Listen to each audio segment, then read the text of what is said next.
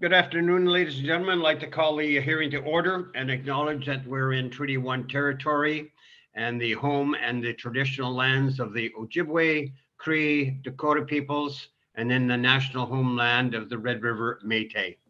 Our drinking water comes from Shoal Lake 40 First Nation and territory in Treaty 3 territory. My name is Ron Merritt. I'll be your chairperson this afternoon, and introducing the panel member that is present is Linda McFadden, and via Zoom is Carrie Linkletter, and our recording secretary is Jason Robertson. Joining us from the city of Winnipeg and representing the assessment department is Nathan Kupfer. This afternoon, we'll be hearing application for revision of the assessment roll in accordance with the Municipal Assessment Act. The matters for which revision is requested has been described in each application, and we will limit discussions to those matters. The statements that are made at this hearing are sworn testimony, and anybody speaking in these matters must be sworn in. Please be advised that comparisons of assessments of properties are not considered evidence of market value by the Board of Revision. The board is appointed annually by City Council and is independent of it, along with the city administration. We make our decisions based on the evidence provided at the hearing and issue a written order that will be mailed to all parties as soon as possible. Please note that the board decision in respect to application may be appealed to the Manitoba Municipal Board if the matter pertains to assessed value or classification, or to Court of King's Bench if the matter pertains to application from exemption from taxation. Should you wish to appeal, information on how to do so will be included in the board's order. In respect to the hearing this afternoon, I will confirm the points of appeal with your property to be addressed, and each applicant following the swearing in. We'll then have the assessor's testimony followed by questions that the applicant may have. It'll be then the applicant's testimony followed by questions. Each party will have the opportunity to summarize if they wish. Once all evidence about the applications has been brought forward, the applicant may leave. The process will repeat for each item on the docket this afternoon. The session will close after all applications have been heard, and the board will deliberate in private and make its decisions. You will receive the board order by registered mail as soon as possible. As information, all public hearings are live stream recorded and will be part of the public record. This afternoon, we have items 1 to 7 and on our docket.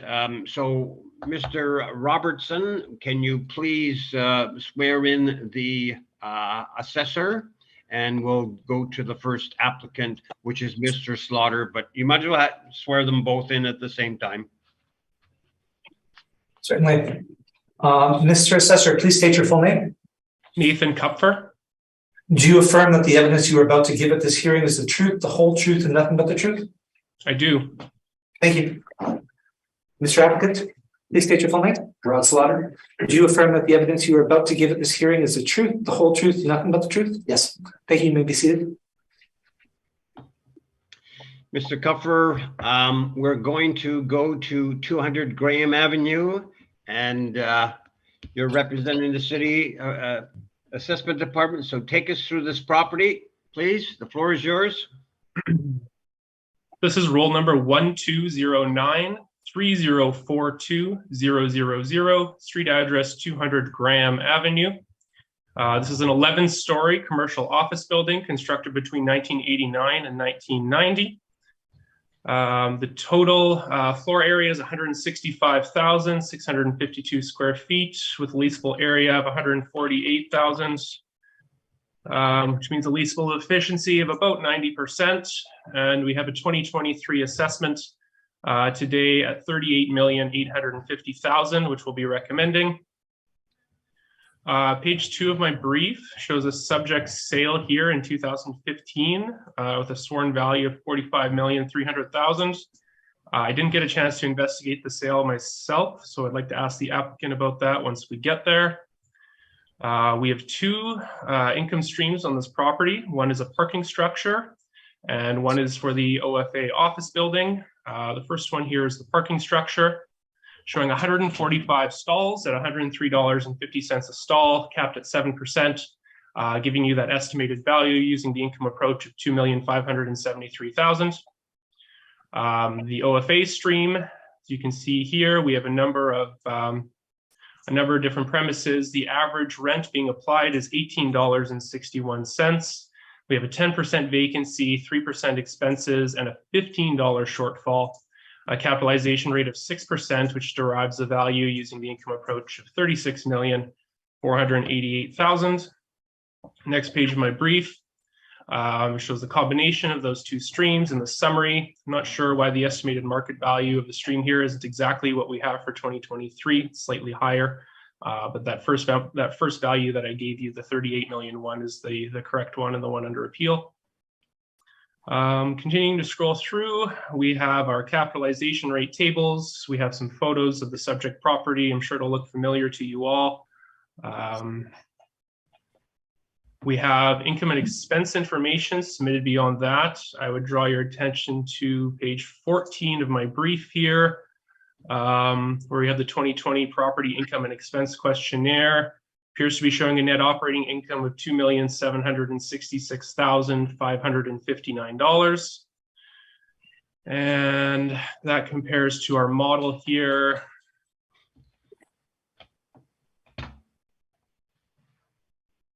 The net operating income here we have for the structure is $2,189,000 plus the net operating income for the structure of $180,000.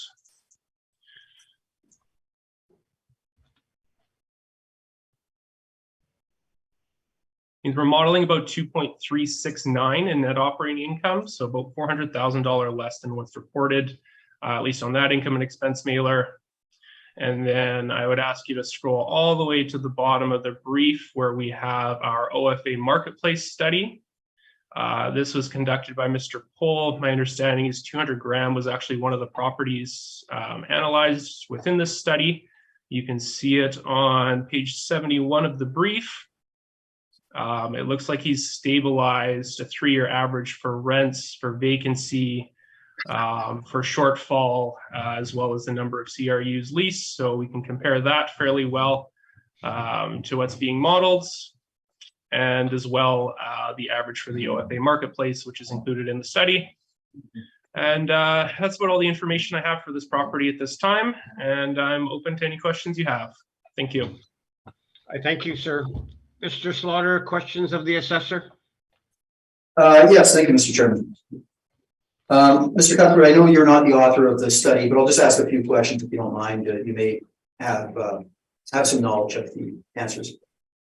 Just to be clear, the study, and this is, Mr. Chairman, starting on page 71, and Mr. Cuthbert had mentioned the OFA market study.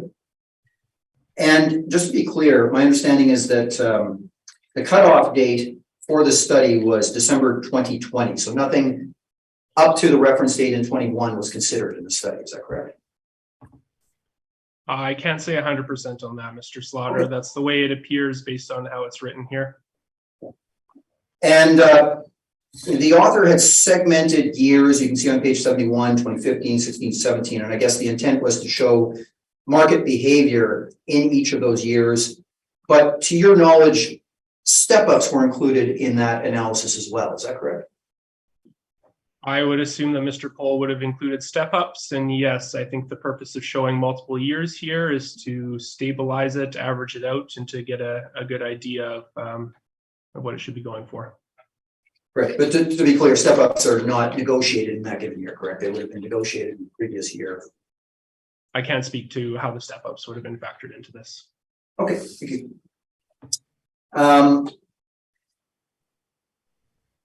So on page 72, you mentioned that there was data at the bottom. It says OFA, the Johnson report data. And just to be clear, these are asking rents that they're showing here. Anything from the Johnson report is referring to, or broker reports, is referring to asking rents. Is that correct? That's what it shows, asking net rents, yes. Thank you. And for 200 Graham at the bottom of page 72 in 2020, at the very bottom, the asking net rent was $18, correct?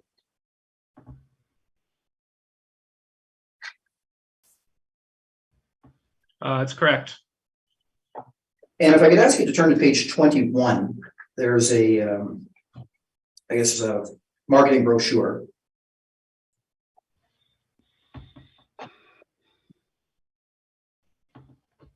And just to confirm, this would be as of the reference date, I assume, eh? I would assume so, yes. Okay. And the asking rent again on page 21 is $18? That's correct. Floors 2 to 10, $18, yes. Yeah. And considerable availability shown on that page as well. I think if we total those up, it's about 30,000 square feet. Is that correct? That looks about correct, yes. So if I can ask you please to turn to page 4 in your actual valuation.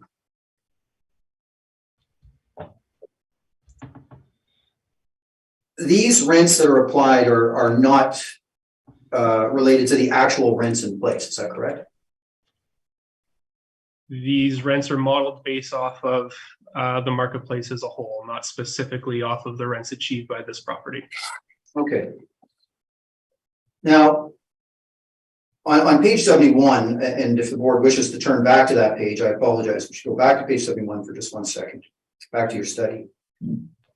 Because in the study, I guess Mr. Pohl had determined that at the bottom of page 71 for 200 grand, in 2020, the second last column, third last column, the average rent between rents negotiated or stepped up was $16.91 and stabilized over 3 years in the next column was $17.55 a square foot, correct? That's correct. Okay, so we have a stabilized rent in the property itself at $17.55.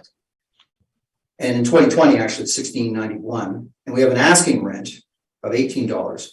But every one of the rents on page 4 that's applied by the model is in excess of even the asking rent. Would you agree that perhaps the model is excessive to the market value for the property, potential market rent? Potentially so. Thank you. And the vacancy allowance of 10%, that again is not considering the site-specific vacancy that we saw on page 21. That's the market allowance. That's across all Class A. Is that correct? Yeah, that's correct. The 3-year weighted average I'm showing for this one was 13%. It's noted by Mr. Pohl. Okay. And on that same page where you're looking at the 13% stabilized vacancy, the stabilized shortfall is, I think, just under $19 a square foot, correct? That's correct, $18.83. So would you agree that perhaps the market vacancy and the shortfall are both on the low side compared to actual performance of the property? That could very well be. Okay, thank you.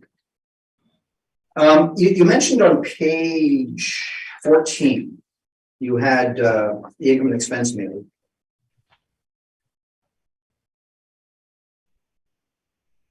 And it showed the NOI.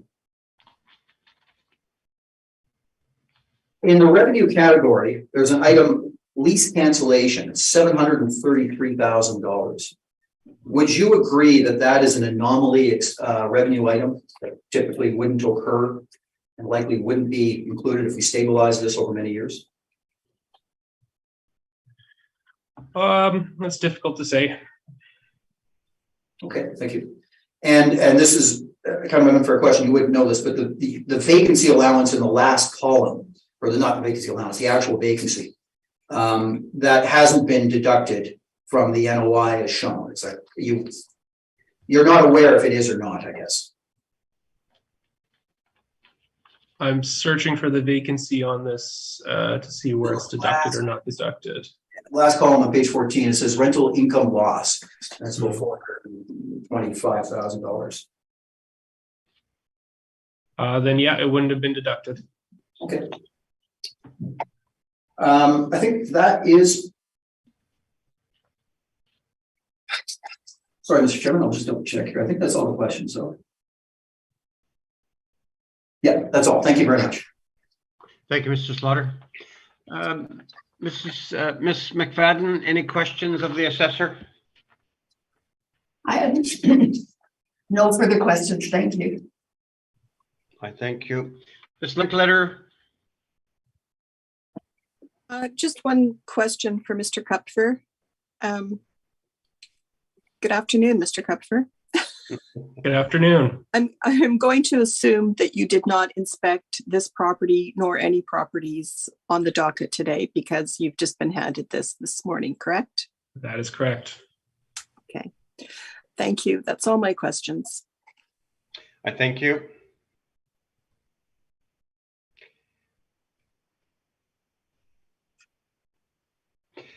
Mr. Slaughter, I have no questions, so we're going to turn the floor over to you for your presentation.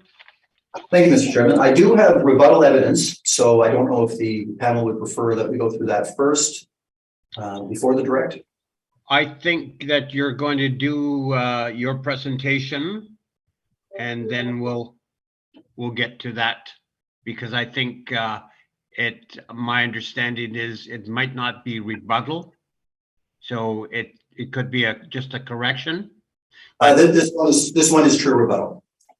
Okay, then do your presentation, and then we'll deal with the rebuttal. Okay, thank you. Okay, if I could ask the panel please to turn to page 6 and 7. We have an overhead map of the property.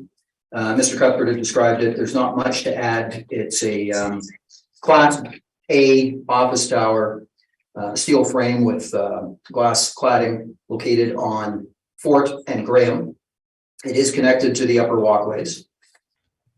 We have no contention with the city's leasable area. We're both pretty much at the same amount. It's an 11-story building. It was built in 1989.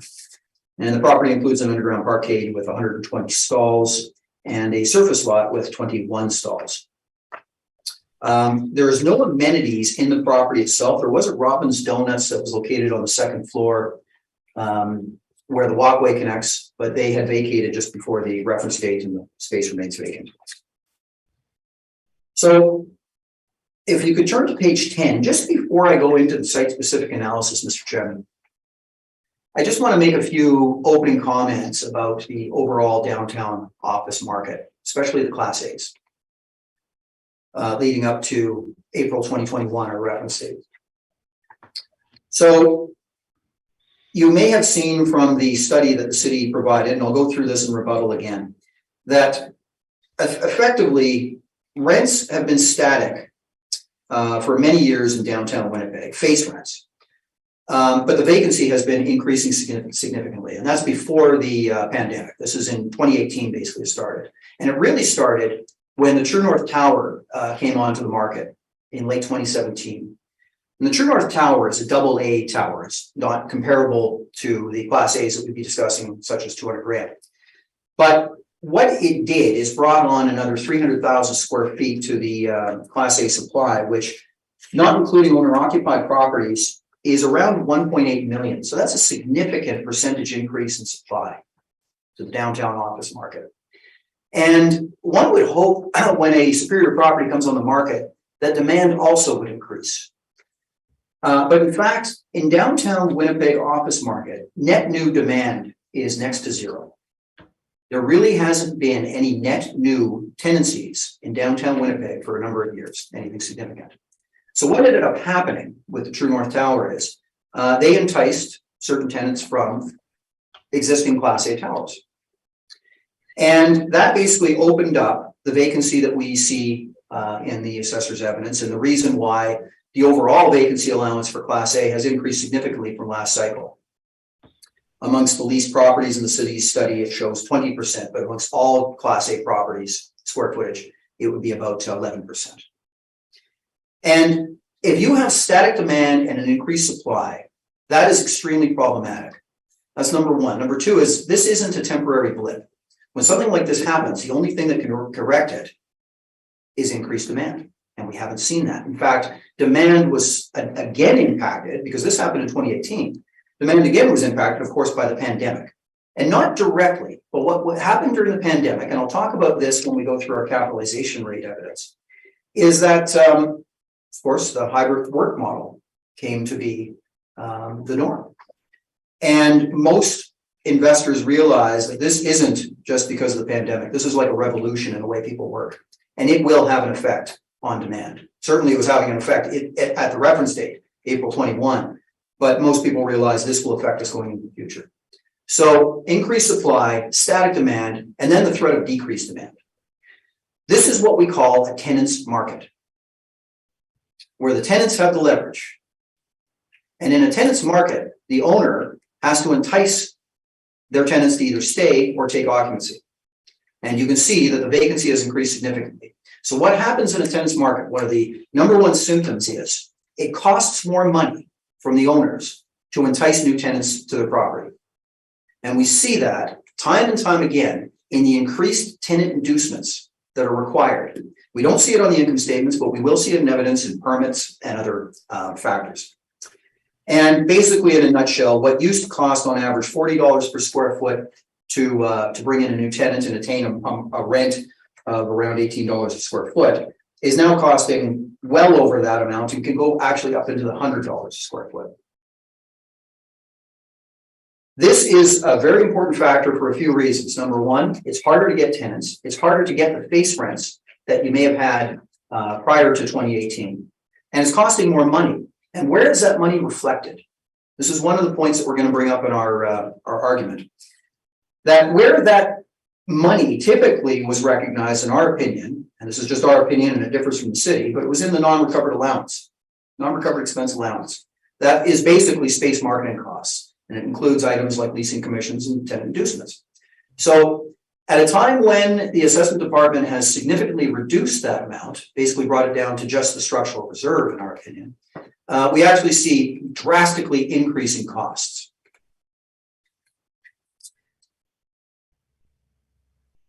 So if I could, with that background, if I could ask you please to turn to page 2.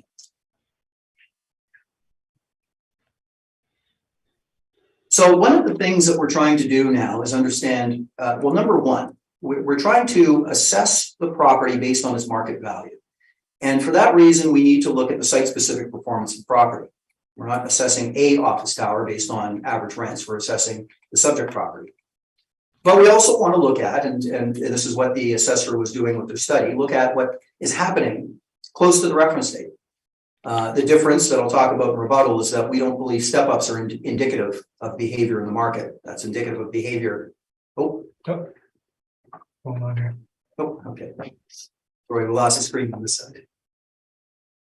You can still hear us? Yeah. Okay. Yeah. So what we do is, Mr. Chairman, on the bottom of page 10, we look at the actual leases signed in the subject property between 2019, 2020, and into 21 up to the reference date. And you can see those at the bottom of page 10. They range from about $15 for the main floor space to a high of $18, and the average is $17.43. And that will put it at kind of the second tier of Class A, which makes sense. It's not one of the 3 premier towers on the corner of Portage and Main. So $17.43. And you'll recall that this is pretty close to what the city's study had concluded. If you recall, their stabilized market rent just between 18 and 20 was, I believe, $17.55 a square foot. And it's also corroborated, you'll recall, by the asking rent for the property, which is 18. Another thing about the tenants market, Mr. Chairman, is asking rents really mean nothing. That's just hopeful. That's wishful thinking. But we do see that the property is performing around $17.50 a square foot by all accounts, by all evidence. On page 11, we then look to leases in other Class A properties in the downtown of Winnipeg, signed between 2018 and the end of 2020. And you'll see on page 11 that they have an average of $17.62 a square foot. So we're starting to see kind of a consistent pattern here in the market evidence. On page 12, there's an interesting quote from the Collier's Winnipeg office market report for Q1 21, so the first quarter of 21, right at the reference date. And they state, in general terms, rental rates remain relatively flat. And that's what we see in the city study. Rents are pretty much flat. But leasing inducements have increased, compressing net effective rents in Winnipeg CBD. And that's exactly what I described as one of the main symptoms of the tenants market. So then we go into looking at the actual performance of the property from the rental revenue side. And just to make a point, Mr. Chairman, when we do our analysis, it is fee simple. But in our opinion, if rents in place check all the boxes for being considered at market, those are the best indications of market rent. And where you need to apply market rents is in cases where it doesn't check all those boxes, or if, of course, the space is vacant. So I read an interesting quote actually on page 12. This is from a municipal board order A94-196, and that was dealing with the Richardson building actually. And in that order, the board states, the board notes in this case that 20 leases were executed in 1984 and 85. It's a typo, 84 and 85. In the board's view, this direct evidence gives a more reliable indicator of the 1985 market rent, that was the reference stated, than the Dawson report of evidence of the rent paid in other office buildings. So what they're saying here is that we need to look at the site-specific performance, and that would be paramount to what's happening in other buildings. They say the use of these rental rates as opposed to rental rates in other office buildings overcomes the need to make adjustments for differences in location, age, amenities, etc., between the subject and comparison properties. So this is an important point, Mr. Chairman, because we're not sure how the model derives the rents, but we can see that all of the model rents for the subject property are well in excess of actual performance, market, and asking rents. And we would use caution when taking the study and saying, well, the overall average rent is X for Class A office, so we should use that. Because it's not recognizing site-specific characteristics. It's not recognizing site-specific unit characteristics. For example, a unit might be storage, or lower floor, or higher floor, or large contiguous space. So on page 13, we look at the actual rents in place in the subject property. And they're pretty indicative of what we showed being signed in 2019 and 2020, because most of them are current. And you'll see here that they average, sorry, I'll just stop for a moment. We applied $17.50 as the market rent. And that was based on the evidence I've now shown.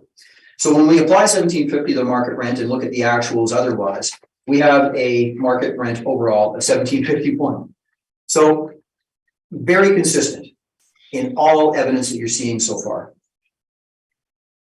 And we asked the board to apply that as a potential rent as of April 1st, 2021. On page 14, we discussed the vacancy allowance. Now, the city and we'll see this in our rebuttal, completely agree on vacancy. We went through the same exercise as they did with their study. And while we have greatly different conclusions on the rents, the vacancy was almost bang on. And it's basically 20% for the leased properties only as of 2020 in the marketplace for Class A.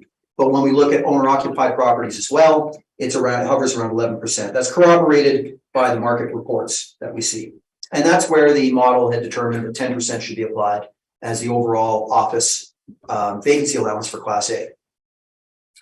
But the boards have been consistent in one thing, that if the site-specific performance indicates a vacancy in a stabilized fashion, typically 3 years, that is in excess of the market, we should be recognizing that in the assessment. And if it corrects itself, which is speculative to assume it will, but if it does, it can be corrected in the next reassessment. And the property had been performing quite well as far as occupancy through the mid-2010s, but you will see that by 2019, they increased to 10%, and by 2020, they jumped to 26%. You'll recall in the city's evidence, on page 21, I believe it was a marketing brochure, and it shows space available immediately as of the reference date, and it totaled, I think the number was about 20% at that time. 20%. And if we stabilize that over the 3 years, as Mr. Cuthbert had mentioned, it's 13%. And that is also in the city's evidence. So it's not a drastic difference, Mr. Chairman, but we do recognize when vacancy is in excess of market in a stabilized fashion. And we're not asking to go to 13%, but we do ask for 12%. So we apply 12% as the vacancy allowance. On page 15, we also have a difference in the shortfall allowance. We believe that for all Class A properties, the applied shortfall allowance of $15, which is reflecting basically the costs of CAM and taxes that the owner loses on the vacant space. And so the best indicator of that would be the actual CAM and taxes. And stabilized, those are $18.80 a square foot for the subject property. But this is the one case where we differ from our typical conclusions, because you'll recall that the subject property includes a parkade. So those expenses that you see are taking the actual expenses dividing by the leasable area, but it's skewed because there are expenses that we need to recognize on the parkade. And so I haven't gone through the exact math here for the panel, but basically the conclusion is we would be lower. We'd be around $16, and therefore we accept the city shortfall of $15.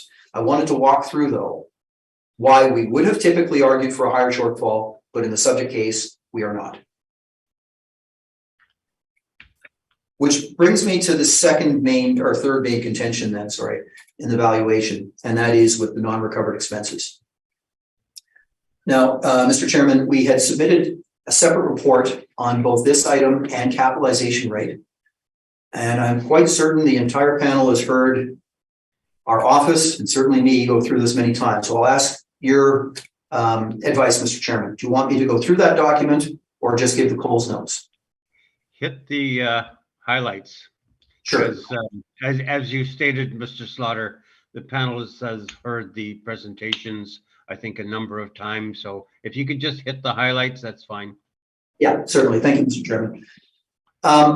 What the study indicates is that we look at this item and we say, what exactly is the non-recovered expense item? And what it is, this is clearly stated in appraisal text. I mentioned that the shortfall recognizes the CAM and the taxes, basically the recoverable expenses in a property. So what the non-recovered expenses are all the expenses that aren't recovered in a typical lease, and that become the landlord's cost. And when we look at appraisal text and valuation text, they define this as typically being the number one category is space marketing costs. But other categories, there's many. There can be professional fees. There can be many smaller items. But the number one is space marketing costs, and what that includes is leasing commissions, and according to the texts, tenant improvements. And we mentioned that those costs are escalating greatly in today's market. So appraisal texts say you can't ignore these. If you're valuing a property, you have to recognize that these are real. And we know that they're real because we see them. We don't see them all the time. If somebody was to suggest, let's turn to this page of the 2020 I&E for a property, and we go through the income statement, we might not see all these items that it includes, and I'll explain why. Number one, in addition to space marketing costs and non-recovered costs, the non-recovered expense allowance included a component of 2% actually of the 7 total. It included structural reserve. So basically that's capital improvements over the life of the asset that are amortized.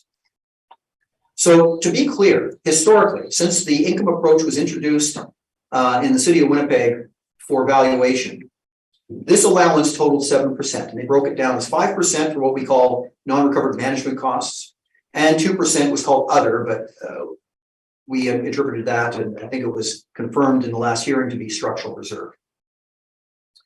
So what we've done basically is reduce the 5%, the non-recovered expense items that are clearly stated in appraisal text that we have to recognize, and we drop those down to last cycle 0 and this cycle 1%.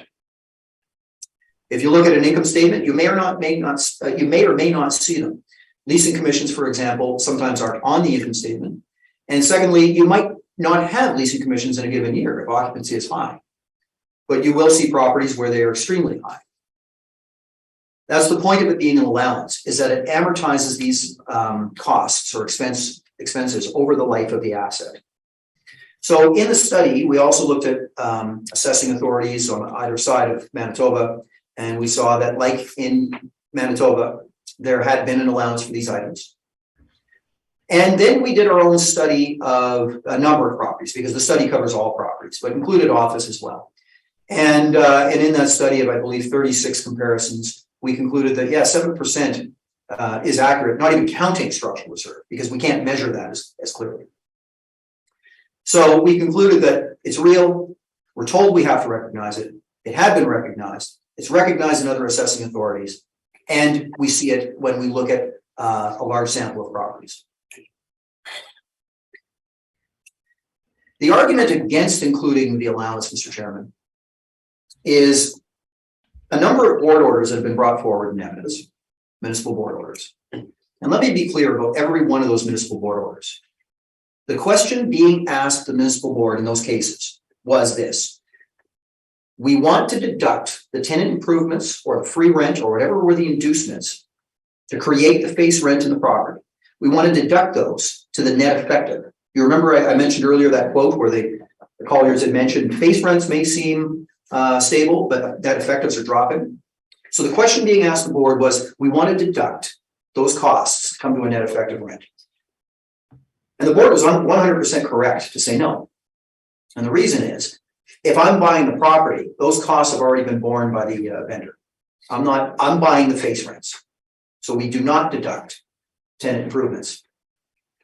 Number two, we have to look at how our cap rates are derived. You'd have to make sure your cap rates are derived in the same fashion, or else you'll have inconsistencies. And number three, and the most important of all, is that in every one of those decisions that's cited by the city, the 7% allowance was applied. In some cases, 8%. So which is the more logical interpretation of those decisions? Is it to say that the board is saying, by not deducting these costs from face rents, that we're ignoring the concept of tenant improvements and leasing commissions and free rent? We're ignoring the concept. And therefore, what we're effectively doing is increasing assessed values by 5%, because that's what we're eliminating, or 4% now. Well, that would fly in the face of the legislation, which asks us to determine market value. That would be a jurisdictional exception in appraisal terms. But jurisdictional exceptions are not hidden in clouded language of municipal boards. They're clearly stated either in legislation or by the courts. No, that's not a logical conclusion. The logical conclusion, Mr. Chairman, is that it was a different question being asked than the question of, should we consider tenant improvement allowance as an expense which are real? That's the logical conclusion. In fact, the fact that the allowance was applied in all those cases, in my mind, means that what the municipal board was saying is, no, we're already recognizing those in an amortized fashion. So we're not deducting them again from the base rents.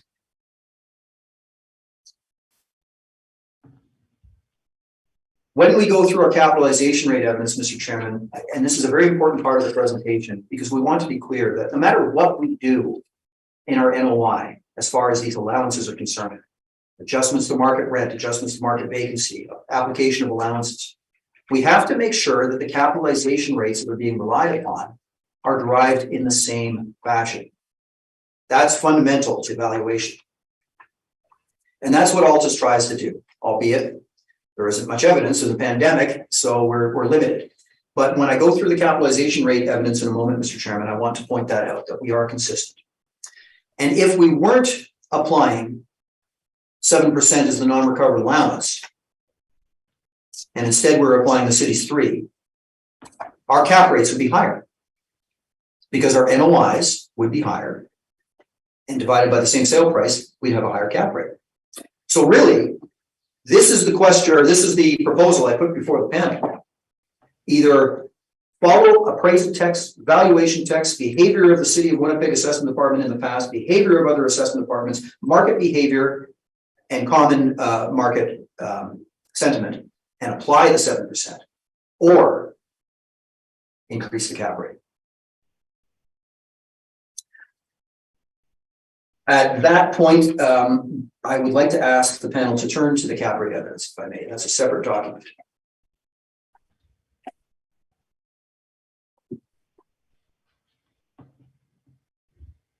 The document is Altus Group 2023 capitalization rate study for office properties. And this one, Mr. Chairman, I will ask, I'm going to go through it quickly, but I will ask that maybe the board can follow along.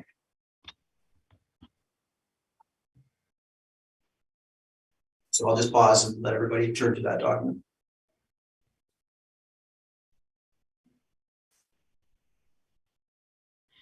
Should be fine, Rutt. Okay, thank you. So number one, as I mentioned, the key point is that we need to be consistent in our methodology between how we derive cap rates and how we value the property. And this is why I suggest a lot of caution when we look at cap rates that are derived perhaps by taking simply the NOI at the time of sale and dividing by the sale price, because that's not indicative of a stabilized year one, the exercise that we're going through today in our valuation. Another point is on page 4 that there are some factors to consider when we're looking at the comparisons that we consider in our analysis for cap rates.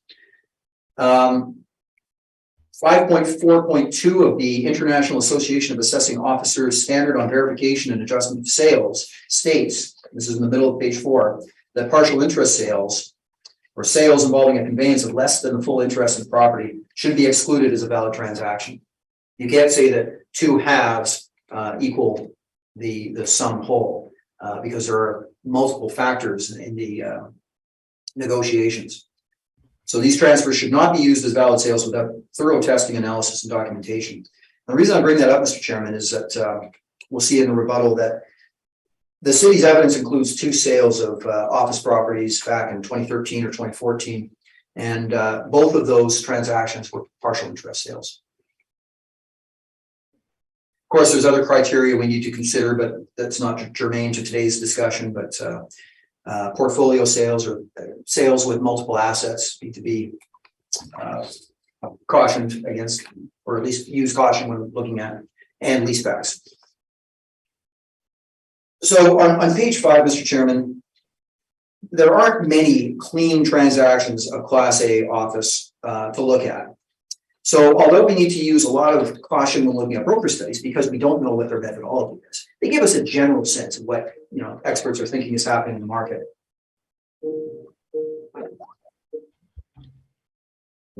Sorry. And on page 5 is the conclusion of the broker studies in the last assessment cycle. And you can see for office downtown Class A in the center of the page that in their mind it ranged between 5.5 to 6.25%. And in these cases, because we don't know the methodology and we don't believe that they're applying market in their stabilization, we would veer to the higher end of the scale. On page, somebody's very insistent. I'll just leave it there. Should hang up in 6. On page 6, then we went through some sales at that time leading up to the reference date. And basically, Mr. Chairman, what this did is corroborate for the most part the higher end of the broker studies scales. And for that reason, on page 7, we concluded that Class A, what we're talking about today, should fall around 6.25% in the last cycle. And we brought that forward as evidence, and that was successful for the most part. The Class A office market was applied 6.25 for the most part. So what has happened since then? Well, we have the tenants market that I mentioned. Actually, to be fair, that was actually starting in April 18. So that's not really a change. That's already been reflected in April 18's 6.25% cap rate. So the other change, of course, is the pandemic. I alluded to this at the beginning. The pandemic doesn't have a direct effect on office because people kept paying their leases.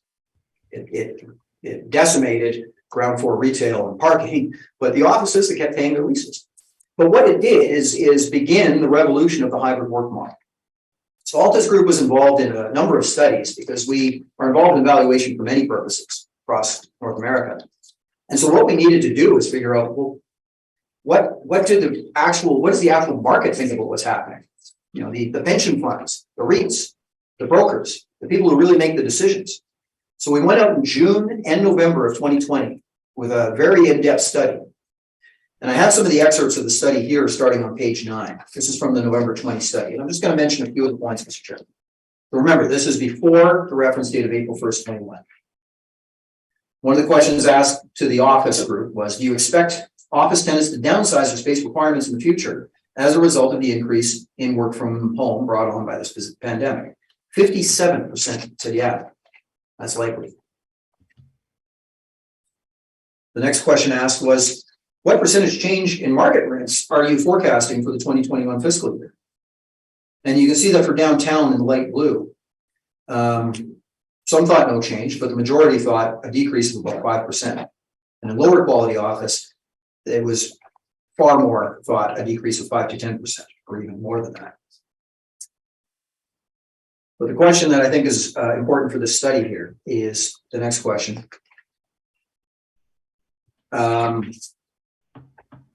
What do we think is going to happen to cap rates? And that was asked in June and November. And in November, in black, we can see that most participants felt that cap rates would increase by 25 to 50 basis points. for higher end assets, and lower end assets between 50 to 75 basis points. This makes sense. The market has changed. There's much more risk. There's not a possibility that somebody could say the expectation for future or the sustainability of office income in April 21 is stronger or even the same as it was in April 18. So I'll just skip ahead, Mr. Chairman, to page 15. We don't really have any direct evidence in Winnipeg Class A in this period, so the brokers didn't really have anything to work on. But what they did conclude is that, well, the cap rates certainly aren't going down. We're keeping our range consistent. But for Class B, we see cap rates going up quite a bit, and that's consistent with what we saw in the studies. Now on page 16, there weren't many to look at, but we looked at a few sales where we're able to derive a capitalization rate either based on actual income or market income. And the one that I'd like to draw your attention to, I think, is an interesting barometer of the downtown office market. It's the sale of a property across the street at 433 Main. Altus had argued that this was a C+. The city felt it was a B. But it was sold. It went on the market in late 2019. And interest wasn't high. It was a property that had some vacancy issues, but I'm going to show you how we recognize that to show the panel that we are consistent in our methodology. And in the end, on October 9th, 2019, the property was purchased for $7.4 million. It's about half of its assessment at the time. And based on the calculations I'll show you in a moment, that implies a cap rate of 7.66%. So if I can ask you please to turn to page 21. This is how we derive capitalization rates. This is the exercise we go through anytime we bring forward cap rate evidence. So this is 433 Main. And it's the same methodology that we apply to all the properties you'll hear today. And that is we look at the actual rents in place and we make sure that they pass the tests of being in what we feel is at market. You know, just because something is high or low doesn't mean it's not at market. There should be reasons why you deviate. And then for vacant space or space that we feel requires market rent applied, we applied the market rent that was determined as fair. You'll see on the side of page 21 that the history of vacancy in the property hovered around, stabilized around 25%, got worse closer to the time of sale. But consistent with how we value properties, we then recognize that in our valuation. So we applied 20% as the vacancy allowance in this cap rate derivation. We applied shortfall close to actual. We applied the 7% non-recovered expenses. We applied storage income. So we came to what we call the stabilized year one NOI. And this isn't necessarily what the least fee actual NOI was on an income statement at the time. This is something that is consistent with the methodology we use in valuation. And that's how we determine the 7.66% cap rate. And what that cap rate does is, number one, it gives us an interesting insight into the difficulties in downtown office market. By the way, the property, as you're probably well aware, was purchased, and the purchaser, who's a very astute gentleman, recognized that supply is outpacing demand. The highest and best use of this property is no longer as office. And over time, as the tenants vacated, he's converted the building predominantly to multifamily. But it's sold as an office property. It was on the market as an office property. So on page 15, we have our conclusions. Sorry, on page 16, we have our 17. We have our conclusions. All of this being said, Mr. Chairman, we see no reason why the capitalization rate applied today, April 21, should be any lower than what we argued last cycle successfully. In fact, we should probably increase it, but we're trying to recognize a lot of that risk in our NOI. So as long as we properly recognize all these factors I discussed in our potential market income, our vacancy allowance, and our non-recovered expenses, etc., we ask that the cap rate remains static at 6.25% for Class A. But again, should the panel not wish to apply the requested 7% non-recovered expenses, that math basically equates to 25 basis points on the cap rate. So if you elect not to apply 7% non-recovered, we ask that the cap rate then actually be 6.5% based on the evidence that we present today. That concludes the cap rate discussion, Mr. Chairman. If I could ask that the panel then turn back to our direct evidence now, where we tie it all together at the bottom of page 15.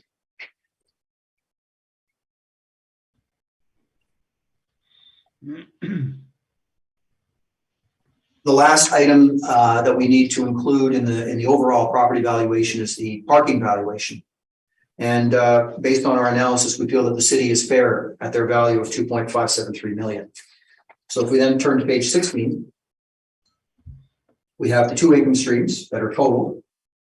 And for the OFA portion, we've applied what we feel is appropriate market rent, market vacancy, and market non-recovered expenses. And we come to a revised value for the tower of 29,031,000. And when we add the parkade, our revised value is 31,604,000. I don't believe there's anything more that we need to discuss in the appendix. It's basically the income statements and such. But the last thing I'll mention actually is page 32. So the assessor had mentioned that the submission by the owners had indicated an NOI of 2.7 million. But one of the things I found strange is that when I went through the income statements for every year, despite vacancy changing, the potential market income didn't change and the NOI barely changed. So I asked the owner, what's happening here? Why is the NOI not going down, or the potential rent not going down because of vacancy? And they answered, well, we put the vacancy in the fourth column. This isn't a true income statement, Mr. Chairman. They're trying to break out the parts for the submission of the INE. They're trying to say, here's the rents, here's the expenses, here's the vacancy. But what the mistake they made is that they put in a line totaling the NOI, forgetting about the vacancy. So I've confirmed that actually we need to deduct the vacancy allowance in the fourth column from the NOI. That would bring us down around 2.3 million. But the most important thing is this is a skewed year, Mr. Chairman, because it includes an anomaly revenue item. And that is a lease cancellation. That's something that doesn't typically happen. And if you're looking at income statements, typically you'd want to stabilize or at least identify items that are anomalies. And that is $700,000. So those are two adjustments I suggest that we take into account if we are going to look at the actual NOI in place. But again, for the reasons I mentioned earlier, in an analysis such as we're completing today, 1 year's income statement doesn't really give us an indication of the stabilized year one NOI we should be using in a direct capitalization approach. So I always caution against just pointing to the income statement and saying, aha, that's what the income is we should use. And that concludes our presentation, Mr. Chairman. I thank you very much. And thank you. Thank you, Mr. Slaughter. Mr. Kupfer, questions of Mr. Slaughter's presentation? I have a few, thank you. To begin with, I was wondering if you could speak to this sale here, Mr. Slaughter, the one in December 2015 with the sworn value of 45 million. Yeah, so it's a dollar consideration, which is where we don't typically give any weight to the sale. But what it was is the acquisition of the Bear Trust Corporation that held the legal title to the asset. So it was a share transaction, basically. And in that case, there isn't a considerated value. So there only is a sworn value, which is typically based on an appraisal. And without reviewing that appraisal to determine the terms of reference or even what's included, I put very little weight on it. Okay, looking at your page 26, I see that you've included the 2019 income and expense mailer as well. Yes. So this doesn't include the items that you had brought up in your presentation, right? That you felt were special considerations. The what was it? The lease cancellation. Yeah, that's correct. That's exactly. This is the 2019 on page 26. So we don't see that lease cancellation, and we have the vacancy allowance off to the side that needs to be deducted. So using the 2019 reported NOI and removing that vacancy, you're looking at an NOI of about 2.15 million for 2019. Would you agree with that? Yes, I would. Okay. And then for 2020, we're looking at a reported net operating income of 2,766. removing the 426,000 in vacancy, and we're looking at a reported 2.34 million in net operating income. Would you agree with that? I would agree with that before the deduction of the lease cancellation, yes. Can you explain the lease cancellation to me a little bit? My understanding is somebody breaks their lease and then they have to pay either a portion or that full amount to the owners anyways based on the terms of the lease. Is that correct? Well, it depends. This was BDO. So BDO, and we'll hear about this, I think, quite a bit in the discussions of office towers. I mentioned that it's really like musical chairs because there's no new demand. So tenants are being enticed from buildings to go to other buildings. BDO is enticed from this building to go to 201 Portage. And in doing that, BDO broke their lease. And in breaking the lease, they paid the lease cancellation. So it's not a common occurrence. There's another case I saw at 201 Portage actually, where the tenant was asked to, it was Good Life, and they had a bunch of work done to the space, converting, washrooms to the side, etc. So the owner said, if you leave here, regardless of breaking the lease, if you leave here and you don't fix this back to marketable position, we're going to charge you X amount of dollars. And that's exactly what happened. So that's another example of when we can see a lease cancellation charge. So it's a rare occurrence. So if these tenants hadn't canceled their leases, it's fair to say that the rental income would have been higher and the vacancy would have been lower, correct? That's correct. Okay. So to then remove both the vacancy and to remove the lease cancellation, or to deduct lease cancellation revenue, do you not see that as double counting? Well, the fact is they have the vacancy now because of the loss of the tenant. So they're losing revenue. They're losing the expenses that would have been recovered. And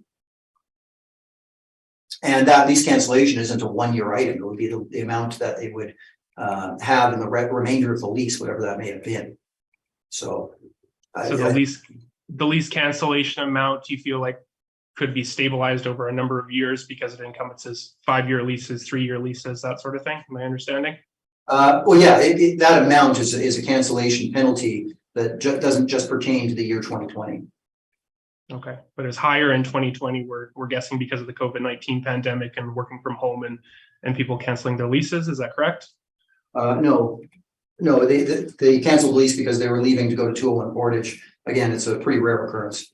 Okay, and they had to pay the owner $733,000 to do that. Apparently, yes. Okay, that's my only questions. Thank you. Thank you. Ms. McFadden, questions of the applicant?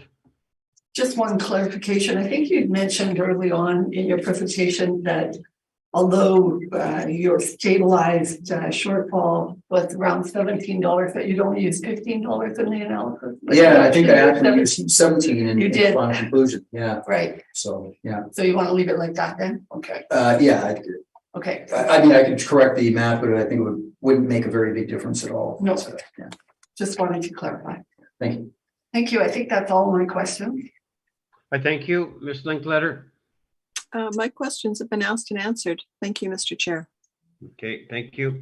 Mr. Slaughter, what can you tell us about the sale that happened in 2015? And I understand it was 45,000, 300,000. So how do you get that through? How was it marketed, the building itself? And how do you get that through land titles? It wouldn't have been marketed, Mr. Chairman. It was an internal transaction of the shares from Sun Life to Great West Life.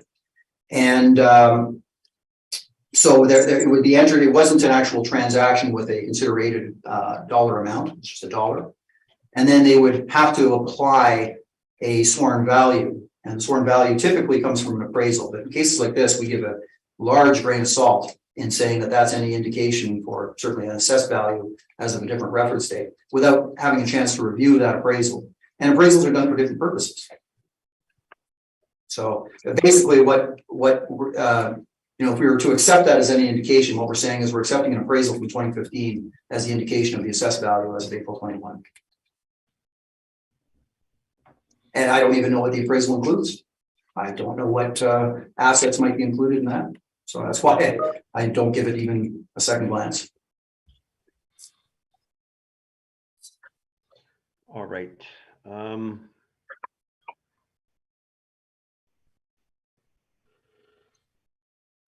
You have rebuttal. Yes, thank you. All right.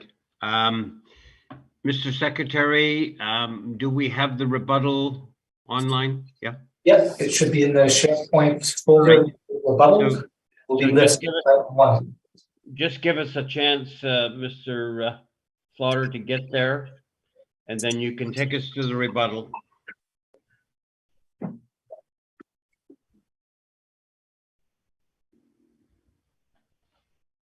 All right, Mr. Slaughter, take us through your rebuttal, please. Okay, thank you, Mr. Chairman. Actually, I'm going to make this very quick because the rebuttal really pertains to some properties we heard in the previous hearings, the three main towers, where the difference between what was being cited in the city's model or study and the actual performance of the property were drastically different, or not drastically, but quite different. And what we had done, I mean, we represent all of these buildings. So we go through a similar study every reassessment. The difference, I think, is that when we go through these analyses, we are careful to not just look at what has happened, but why, through discussions with owners. We need to understand the stories of all the leases, because some may be high, and they may be high, well, they are high in almost every case because of tenant inducements. Basically, when you see a Class A rent over $18, you can guarantee there's tenant inducements involved. And some are low, and sometimes they're low because perhaps it was a non-arm's length transaction, or the tenant paid for all the improvements themselves. Well, we might want to consider that in our analysis as well. But sometimes they're low just because they're low. It's the nature of the transaction. So we need to ask questions and find out. On page 2, very briefly, this is the indication of the tenant's market, Mr. Chairman. If we take the city study and we look at the rents, average weighted rents in 2017, that was the last reference date, and the average vacancy and the average shortfall, etc. We have an aggregate net operating income for the 6 Class A buildings in downtown Winnipeg as of the last reference date of $30,253,000. We flash forward to the end of 2020. We do the same exercise with the weighted average at that date, the weighted vacancy, etc. We have a net operating income aggregate of $21,821,000. That's a significant reduction. And this is a concern that we have to look at when we're valuing the property. And this is, again, even if we had an actual clean sale of the subject property, Mr. Chairman, in 2015, when we have a market like this, which is very uncommon for Winnipeg, where we have such a drop in NOI, we have to look at the value of the property today. So on page 3, we went through the same exercise. We disagree with the inclusion of step-ups when we're looking at behavior in a given year. Because if you want to hone in on what's actually happening in 2019 or 2020, you need to limit yourself to renewals and leases signed. A step up is something based on behavior at the date of the lease being signed. And at that time, the parties estimate where they think the market is going to go. And usually they're pretty bang on. They know what they're doing. But when a market escalates more than one the parties would expect, the step up is below market. When the market turns like it did here, well, then the step up is likely above market. So we take those out. And we have different conclusions. But the main thing is for 200 grand, all the evidence is basically bang on. What the city has done, what we're showing, what the actual performance, 1750 a square foot. Nobody disagrees with that. We all agree with that. Where we disagree, though, is that the weighted average that the city stated was, I think, 1980 a square foot. Well, when we look at it, the weighted average of all rents being paid is only 1818 a square foot. And so we went through the exercise of showing for each of the main towers, what are the actual leases signed in 19 and 20. We expose them, they're right there. And we show how the averages that we come up with are different than what the city comes up with. And at the very end, Mr. Chairman, if we go to page 8 forward, is every single Class A lease in the market as of April 21. So we're a little different there because now we're opening our window to the reference date. The city, as mentioned before, it closed in December. But that shouldn't change things too much. And yet the average at the end of, when you look through at the very end on page 11, and this is all 190 leases in the market, the average is 1818. So again, it's not really important for today's discussion because all the evidence points to $17.50 as being the appropriate market rent of the property.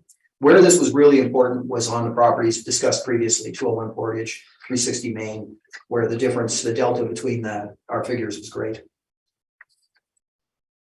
And also for the board's references, every vacant unit as well. So that's it, Mr. Chairman. That's the rebuttal. Well, thank you, sir. Mr. Kupfer, questions of Mr. Slaughter? No further questions. Thank you. Yeah, thank you. Ms. McFadden, No further questions. I thank you. Ms. Linkletter, No questions, thank you. Mr. Slaughter, would you like a summation? I'll just briefly, Mr. Chairman, based on the exercise to determine market value of the subject property, I think we've established that all of the evidence points to the potential market rent that we're applying, the vacancy allowance we're applying, a shortfall. I mean, the question of the non-recovered is up in the air and for the board's discretion.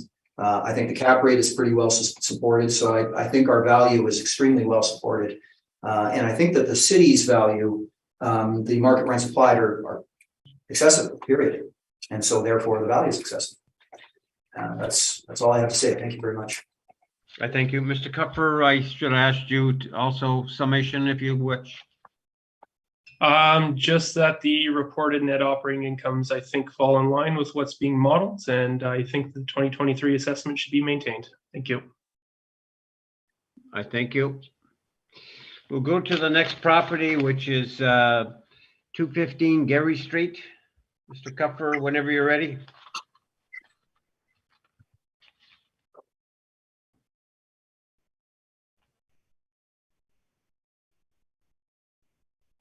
That would be roll number 1209-314-5200, street address 215 Gary Street. It's again a commercial office building, up to 17 stories in height, constructed in 1976, with a gross floor area of 214,000 and a leasable area of 162,000, giving us an efficiency approximately 76% there. Page 2 of my brief shows the most recent sales all the way back in 2004 for a little over $10 million. Again, I didn't really get the chance to investigate that. Page 3 of my brief here, Mr. Pulse put together a pretty good subject property description. I won't read it out for you word for word, but it's all there for your reference, has some good background information about the property. Page 4 of the brief has our OFB workup. Our average rents here look to be about $2 lower than the previous property that we had discussed. That was an OFA. Most of the tenants here appear to be government tenants. That's the C7 tenant class you can see there. We're applying 11% vacancy, 3% expenses, a $12 shortfall, and a capitalization rate of 6.1%. To derive a value using the income approach of $34,961,000 for that office building. And then we also have a parking structure stream just after that. You can continue scrolling down.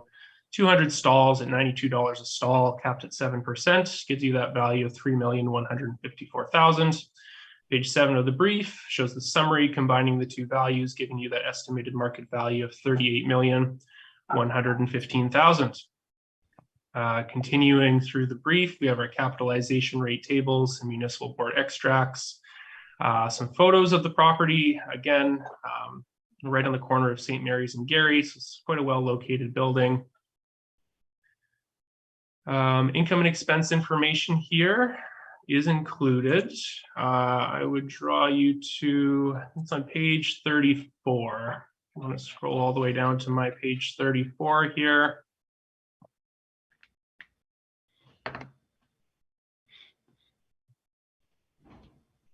This has our earnings before non-recoverable expenses. I can see Mr. Pohl has highlighted here, showing $2,249,110 for the property. This is for the year ending 2019. And yeah, that's about all the information I have on it.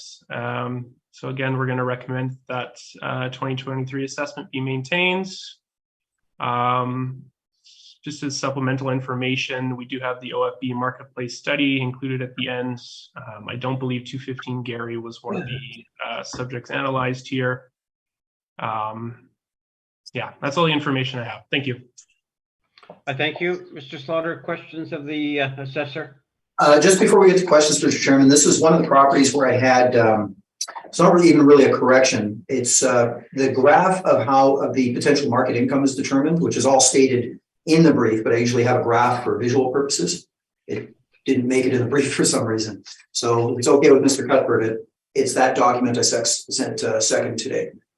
It's just a summary. It's nothing new. That's going to be part of your presentation, I guess, Rod?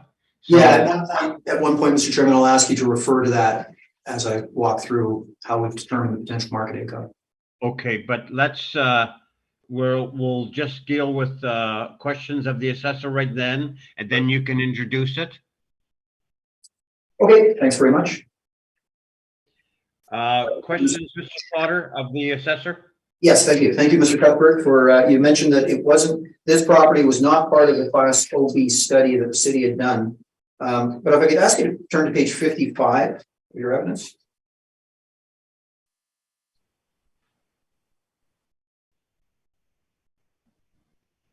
In the study, 215 Gary is mentioned from the Johnson report. And just to be clear, at the bottom of page 50, not quite the bottom of 55, but we have the 2020 year. And if we go across for 215 Gary, the asking net rent is $14 a square foot. Is that correct? Yes, I can see that. That's correct. Good. I couldn't quite read it myself, so actually that was more of a clarification. But and the vacancy allowance, I think it's 17.5%. Yeah, that looks correct to me. Okay, thanks. So on page 4, please, of your presentation. Similar question to what I asked with 200 Graham. The rents shown here are not based on actual, they're based on model, correct? That's correct. Yeah. And you'd agree that every one of them is far in excess, or most of them anyway, are far in excess of even the asking rent for the property, averaging $16.69 a square foot. No, I wouldn't agree with that. Okay. The average rent at the bottom of page 4 is $16.69 a square foot. That's correct. And that is in excess of the $14 asking rent reported by Johnson in 2020. Yes, for the Johnson report for that 1 year, it's in excess of that. Okay, thank you. And similarly on page 5, the vacancy allowance applied is the market vacancy for Class B, but it is lower than the actual vacancy as reported by Johnson anyway. That's correct. And the capitalization rate, typically we see 6.75% applied for Class B. Do you know why the subject is applied at 6.1%? No, I can't say. Thank you. I believe it's being applied by the model.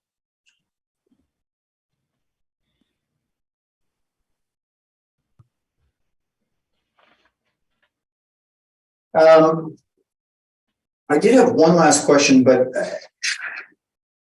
I don't know if you can answer this, Mr. Cuthbert, because it's not really your department, but just in case. On page 20, the city sent out a questionnaire in addition to the INEs. It was regarding the effects of COVID, basically, the effects of the pandemic.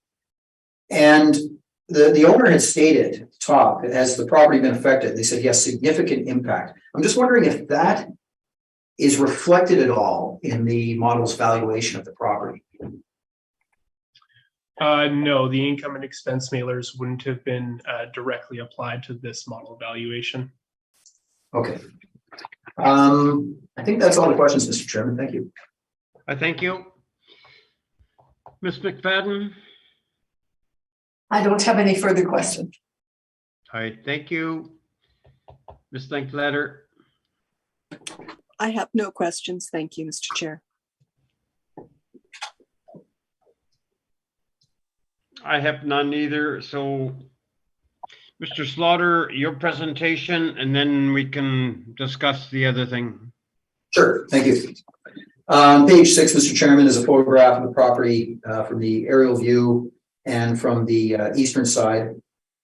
I had a chance to inspect the property a couple of weeks ago. It's new to us, actually. We've never handled this property before, but I had a chance to visit. And in my opinion, if this is a B, it would be at the lower end of the B category. And the reason I say that is, number one, there was no on-site security, which I found odd. And there was mentions that tenants have great concern about security with individuals coming in through the parkade and into the common area staircases and such. Secondly, the floor plate is odd, and it results in a great amount of common area. I have some photographs, Mr. Chairman, on page 18 forward. And you can see the lobby, basement office, and typical office on page 19. Page 20 shows the unheated parkade and the stairs to the parkade. The property is it's not in great condition. It looks like the last renovations for most of the tenants that I saw anyway would have been 20 years ago at least. And fenestration wasn't ideal either. From what I gather, and you can see this on page 6, that the eastern side of the building is only windows at kind of each end, and it's just kind of a block through the center. And I wasn't sure of why, but when I was at the property, it was explained to me that originally, when it was built by a credit union, this building, the intent was to have 2 towers, but they never completed the second one. Anyway, all things considered, I do find this to be on the lower end of these. And the most important factor is when we look at these, we basically bifurcate into 2 categories: the ones that are connected to the walkways or concourse and the ones that aren't. And this falls in the latter category. So on page 11, we go through the tenancies, and Mr. Cuthbert had described this bang on, that the property now is basically occupied by the province, 4 different divisions of the province.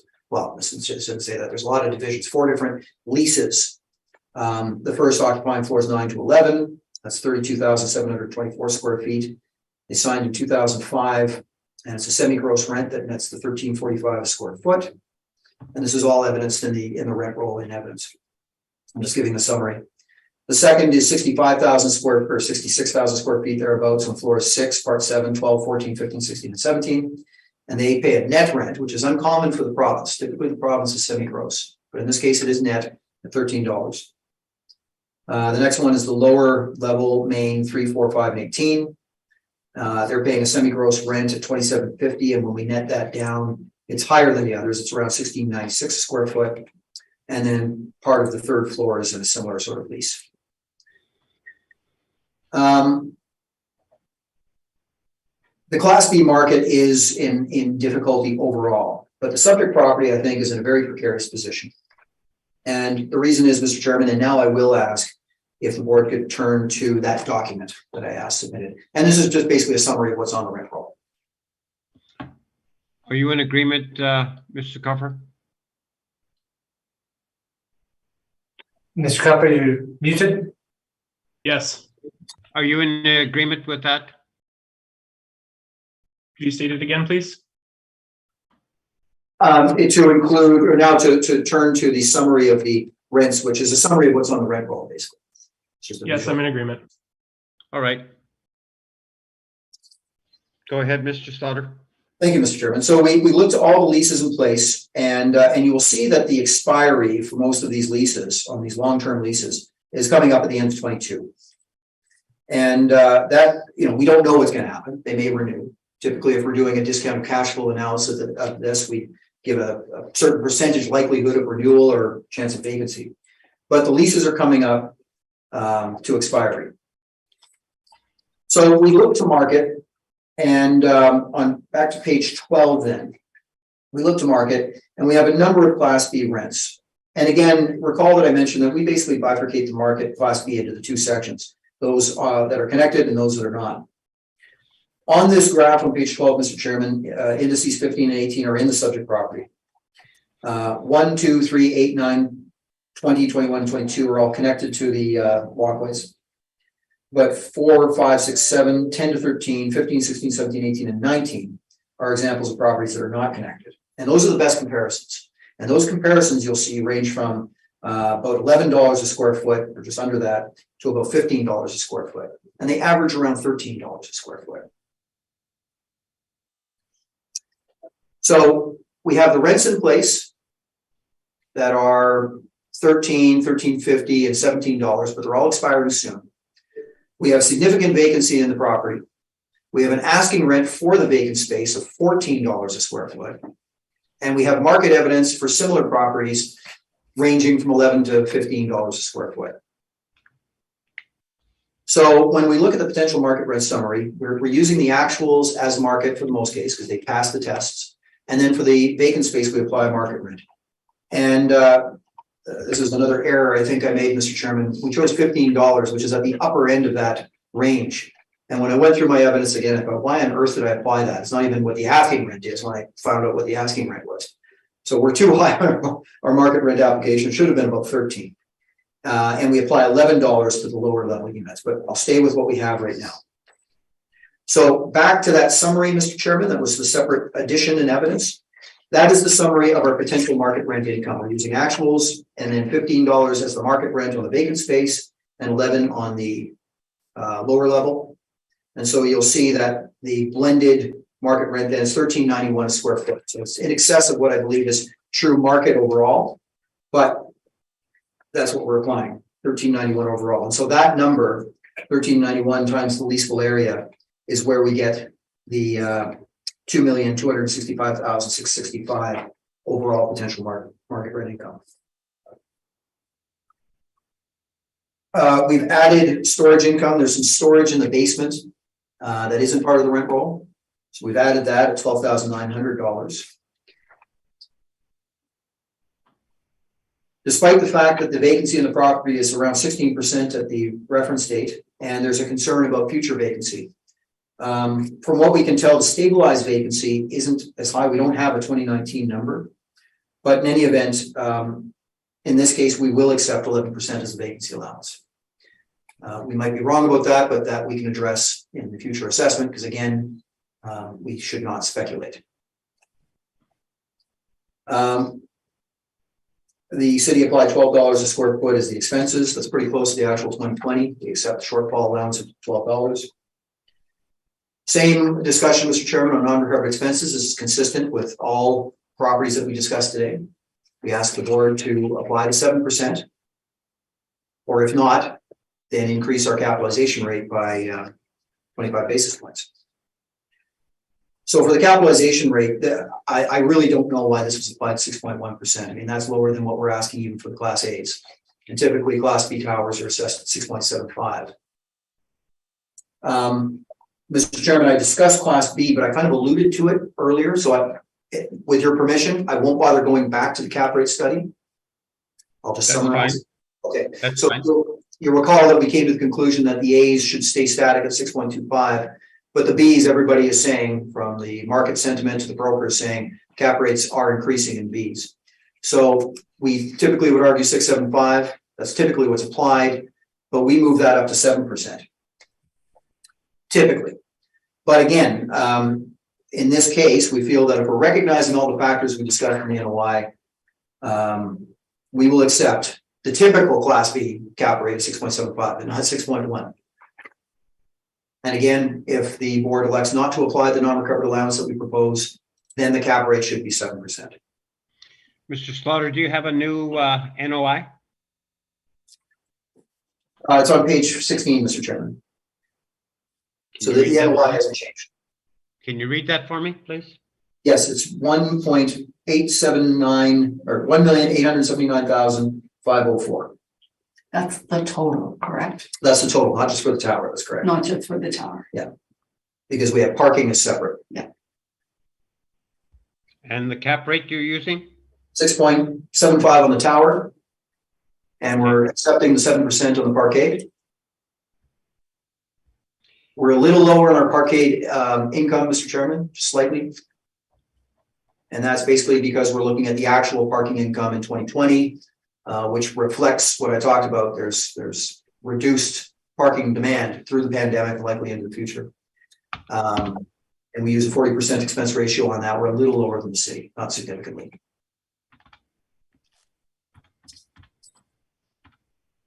So that's on page 16. Our potential market rent, accepting vacancy, shortfall, we're asking for the non-recovered, and then we added other income, and we apply 6.75% cap rate to the tower, 7% to the parkade, and the indicated value on the bottom of page 16 is $27,735,000. I think you don't need to go through anything more in the appendix, Mr. Chairman. So that concludes our presentation. Thank you.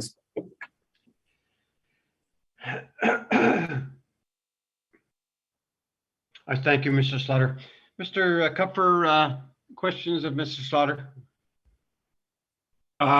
Yeah, please. I'm still stuck on the net operating income here, Mr. Slaughter. It's been reported here. I had it on page 34 of my brief. I'm not sure which one you had it on yours there. It's just under 2.25 million.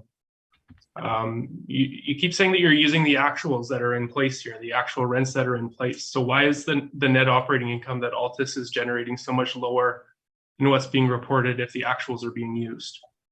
Well, again, I never rely strictly on 1 year statement. This is the 2019 year.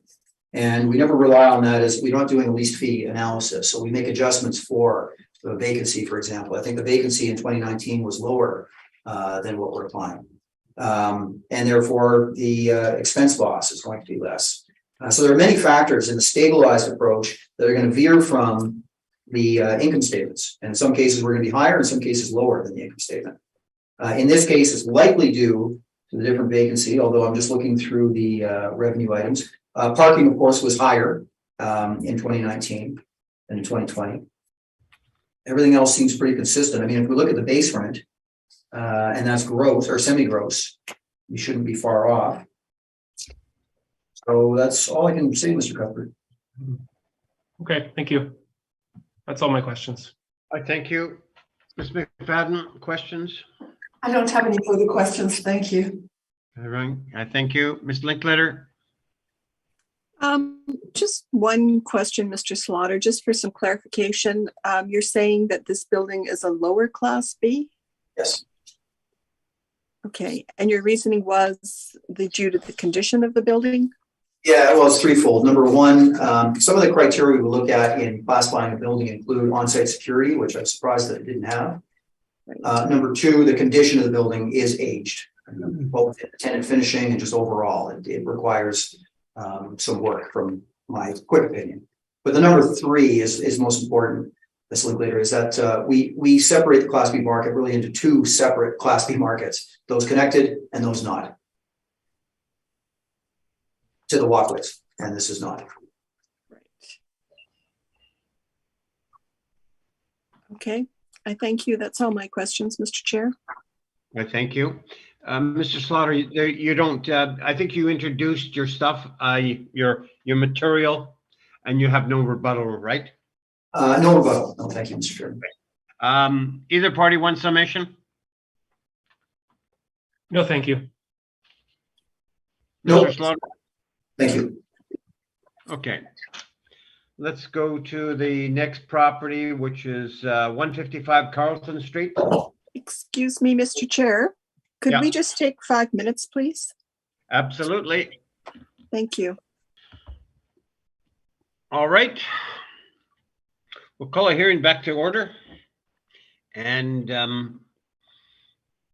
Mr. Kupfer, we're going to go to your presentation for 155 Carlton Street. So whenever you're ready. That's roll number 1209-3438100, street address 155 Carlton Street. It's again a commercial office building with 19 stories, constructed in 1974. The gross floor area of 263,000 and a leasable area of just over 200,000 square feet, giving us a leasable efficiency of about 76-77% there, and a 2023 assessment of $33,622,000 that we'll be recommending today. Page 2 of the brief shows the subject sale history. It looks like the last one was all the way back in 2001.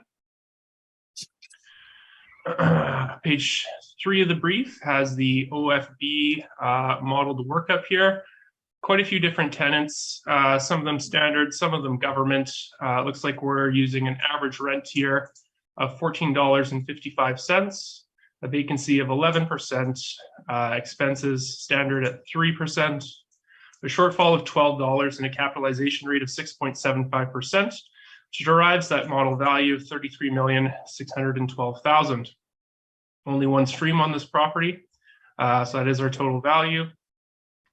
Continuing to scroll through the brief, you get our capitalization rate table, some photos of the subject property, and then the income and expense information, which has been included. This property as an OFB was included, I believe, as part of Mr. Pohl's marketplace study. So if you scroll all the way to the bottom here, our OFB marketplace study, you will find 155 Carlton on page 40 of my brief.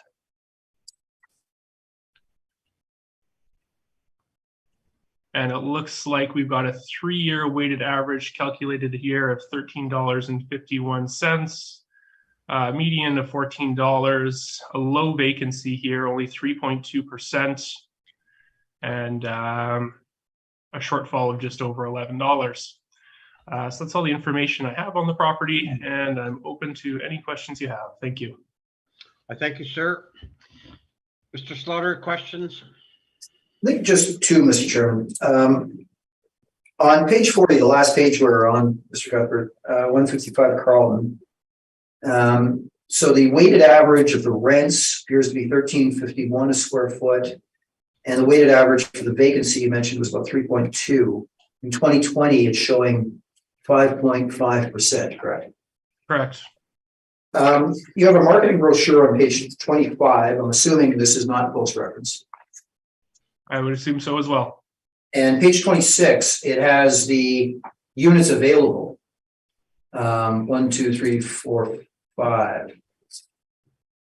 And you'd agree that that would add up to significantly more than 5.5%. Do you agree? Correct. Yeah, correct. I think that's all the questions. Thank you. I thank you. Ms. McFadden? I don't have any further questions. I thank you.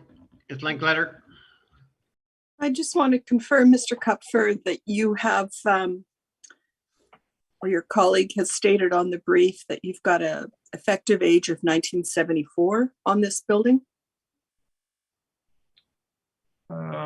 That's right. Yeah, no increase to the effective year. It's being modeled as the actual year of 1974. That's correct. Okay, so no renovations have been done in this property to the best of your knowledge? Oh, I'm sure there's been plenty of renovations over the years, but nothing significant to the extent that we went out and adjusted the effective age. Okay. Thank you. That's all my questions, Mr. Chair. I thank you. I have no questions, Mr. Slaughter. Your presentation, and you have rebuttal to this also. So do your presentation first, and then we'll deal with the rebuttal. Sure. Actually, in this case, Mr. Chairman, it's not rebuttal. It's a change in my value proposal. This is another mistake, like the shortfall one on the previous property. But this is a major mistake. I, for some reason, was missing area. And I just found that when I went through the brief after. For some reason, the spreadsheet or worksheet zeroed out 2 of the units. Okay. And so I caught that and I've corrected it on the document I provided. And that increases our value by about $2 million. All right, do your presentation then, and then we can adjust the figures according to what you're going to restate. Sure, thank you very much. It's not new evidence, it's just a correction. Correct. Yeah. So the floor is yours, sir. Okay, thank you. On page 6 and 7, photographs and description of the property. Class B building. The thing that's different about this one is it's actually considerable amount of space occupied by the province of Manitoba. They have space on the mezzanine 4, 5, 6, 7, 8, 9, and 10th floor, plus 12th, 16th, and I would call this a mid-grade Class B. It is at the end of connections of the walkway, but it's kind of further away from the typical Portage and Main, and it isn't upgraded to the extent of many other Class B. So it's not low grade, it's not the top end, mid-grade. We'll go ahead to page 11. We note in the city's evidence that stabilized rents in place for the property were $13.59 a square foot, I think, stabilized between 2018 and 2020. We go through an analysis of just rents signed in 1920 and Q1 21 at the bottom of 11. And they're basically in that range. They range from 13 to 14.50. So we're pretty consistent with what the city study had mentioned. One of the main things, though, Mr. Chairman, that majority tenant in the building, the province, is a semi-gross lease. This is typical for the province, as I mentioned earlier. If I could, our version seems to be very cloudy. If I could ask you please to turn to page 19 of the city's evidence.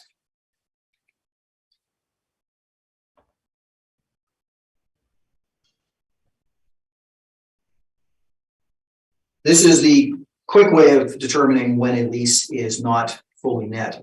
I mean, number one is we just know that a provincial lease or a federal lease, certainly we raise a flag. There's usually going to be erosion to the recoveries. But the second way is on page 19, if we look at the rent roll, and as I mentioned, the one in our evidence is not very clear, but if you look at the category CAM, it's kind of right in the middle of the page. So you've got the rent is in yellow, and then you've got your recoverables. CAM and taxes are the next two categories, and other, but there isn't any. And CAM for this property hovers around 1050, or sorry, it's in tens. What did I put down? Yeah, about 1050 a square foot. And you can see that for almost all the tenants. But the province, you can see clearly, they're only recovering on CAM about 588 a square foot. And again, this is typical. Almost always the province is going to be somewhere around 40 to 50% CAM for the most part. And so this makes it a semi-gross lease. And what we have to do in these cases is bring it down to the net contribution. So what we do is we deduct the slippage from the recoveries. So we've done that, Mr. Chairman, to all of the leases that I'll go through in a moment on page 14. We take the semi-gross rent and we bring it down to net. But first, we need to also figure out what we're applying for the market rent to vacant spaces. We look at the same comparisons on the bottom of page 12. And we conclude that $14 is the appropriate market rent to apply.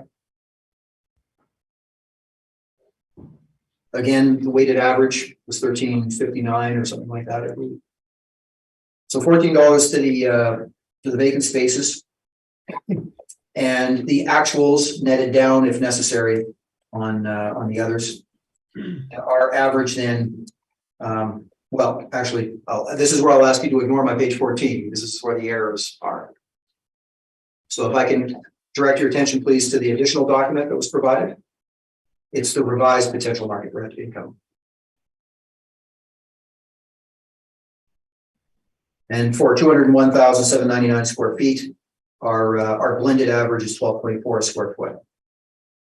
And again, that's because we are netting down the provincial lease. And I don't know whether or not that was done in the city study. So the city's weighted average of 1350 may have been excessive if they hadn't done the same exercise and netted down the province lease. I don't know. But in any event, this is actually what's occurring in the property. The actual vacancy in the property at the reference date has increased. It's gotten up to 13%. But historically, this property has had a low vacancy. So this is just starting to become a concern with the property. And so we're not asking for actual because the stabilized isn't in excessive market. So we accept the city's market vacancy allowance of 11%. But we do point out that there are many leases that are expiring, and we can see already by the reference date that there's 5 or 6 units available from the market. And despite the fact that the actual expenses are just over $14 a square foot, we're accepting $12 as the shortfall. We asked the board on page 16 to consider the 7% non-recovered allowance. And we accept the capitalization rate of 6.75% so long as the other allowances and such are applied. So page 17 has been superseded, Mr. Chairman, by the revised valuation on page 2 of the additional document. And walking through all the numbers I just described, our value is $26,333,000. And you will see, and I'll probably be asked about the NOI again. And again, the NOI in previous years would be reflective of a very low vacancy, which is not the case as we go into the reference date, and not the case from a fee simple stabilized year one vacancy approach that we use for direct capitalization. And so we are slightly lower than the 2020 NOI, which makes sense in my mind. Capitalized at 6.75%. And I think that concludes our presentation, Mr. Chairman. Thank you. I thank you, Mr. Slaughter. Mr. Kupfer, questions of Mr. Slaughter? Cheers. You're muted, Mr. Cupper. Sorry, yeah, my only question again, and Rod kind of headed it off there, is about the net operating income. Can you help me wrap my head around this? We've got both 2020 and 2019 being reported between 2.4 and 2.5 million for the subject property. We agree that the subject leases in place are the best representation of market. So how is the net operating income being cut the way it is by Altus, in light of the fact that it's clearly not based on a stabilized net operating income in this case? Right. So the number one is that when we apply market vacancy allowances, shortfall, non-recovered allowances, you're going to have a lower NOI than shows if the occupancy is, or the vacancy, sorry, is lower than market. And so we've had many properties over the last number of days where the vacancy was higher than market, and so our NOI was higher. So that's the number one reason, because again, this property had very low vacancy up until just before the reference date, and then it started to go up significantly. But the second thing, again, I stress is that without going through every single item and making sure, for example, an item is not entered as a lump sum amount like lease cancellation and not amortized, I usually caution against just using the income statement for the NOI. That's the whole point of going through the exercise of looking at the actual rents and looking to market and working through a stabilized year one approach. So that's the best I can answer, Mr. Chairman. Okay, thank you.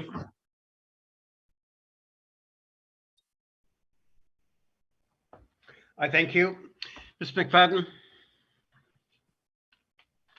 I don't think I have any further questions. I think I've figured it out. Thank you. I thank you. Ms. Linklater? I also have no questions. Thank you. I have none. Either party want summation? No, thank you. No, thank you.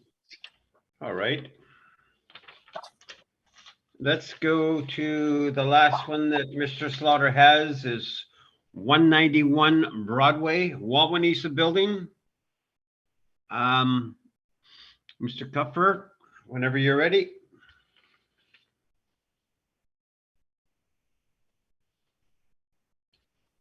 Mr. Kupfer.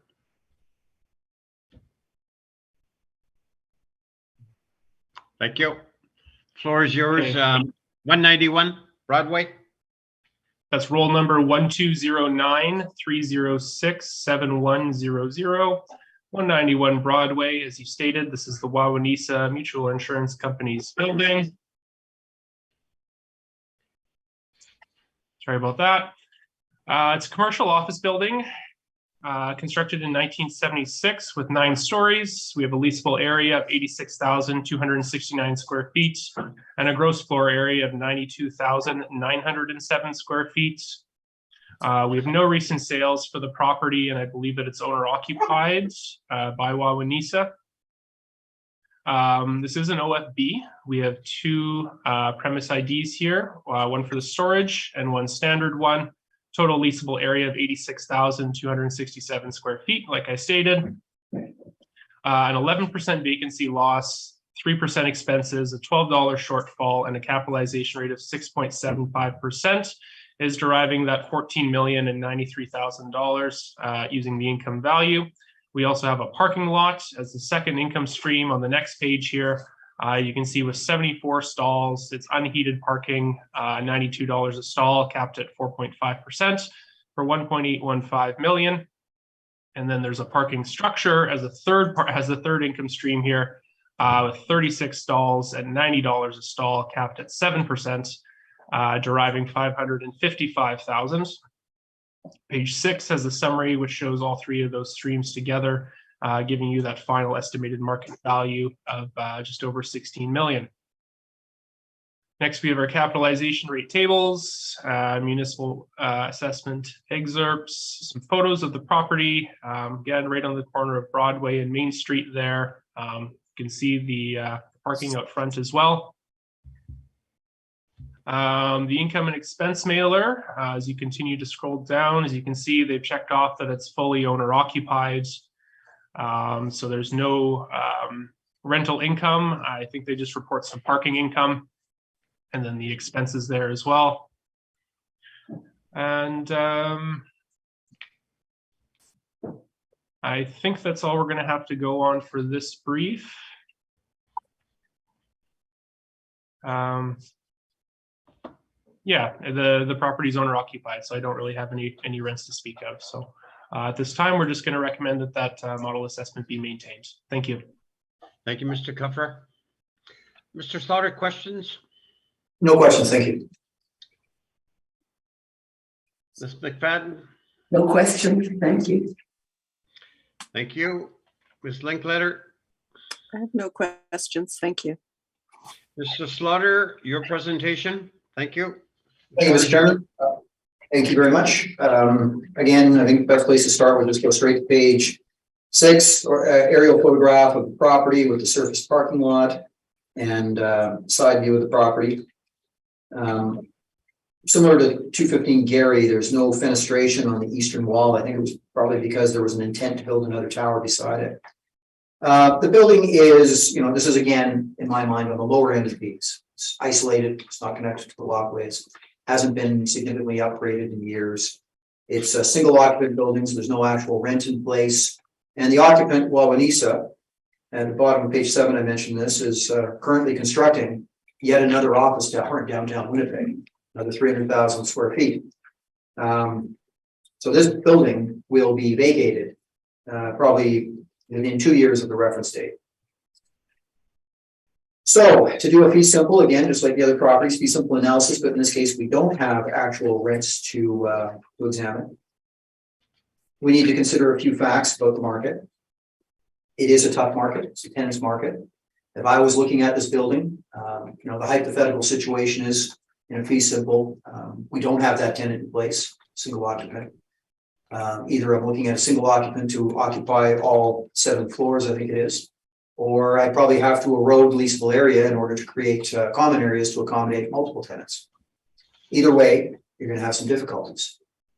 An old court decision, Sun Life, had mentioned that we have to consider the current occupant as a potential occupant for a site-specific property. But knowing what we know in April 21, that they're building a new tower, and that's going to have an effect on all Class B and Class A for that matter.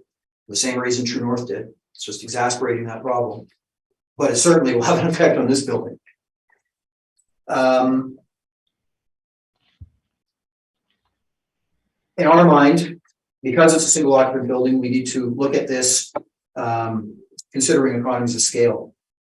There's a decision, a recent decision, A22-151 from the Municipal Board, that dealt with large contiguous space occupied by one tenant. It's Canada Life. And the board stated on the top of page 12 that though the assessor did not make any adjustments for the economy of scale, nor for the location, the board is of the opinion that economies of scale should be a factor. Generally speaking, this would mean that the larger the space, the lower the rent. So again, we could go through the hypothetical exercise of saying, well, it could be multi-tenant, but that brings forward some assumptions and likely some costs that we have to recognize and an erosion from leasable area. Because we're assessing this right now on leasable area as a single occupant building. So we look at the same comparisons on page 12 as we've looked at previously, but I do draw more attention this time to some of the multi-floor tenancies. And what you will see is that generally, all of the things being equal, you will see economies of scale with larger spaces. And typically that range that was in the 13, 14, and 15, for the smaller spaces, we see a lot more of the 11, and the highest is the Assembly and Credit Union on Main Street, year 2000 building. But you will see the effect of economies of scale.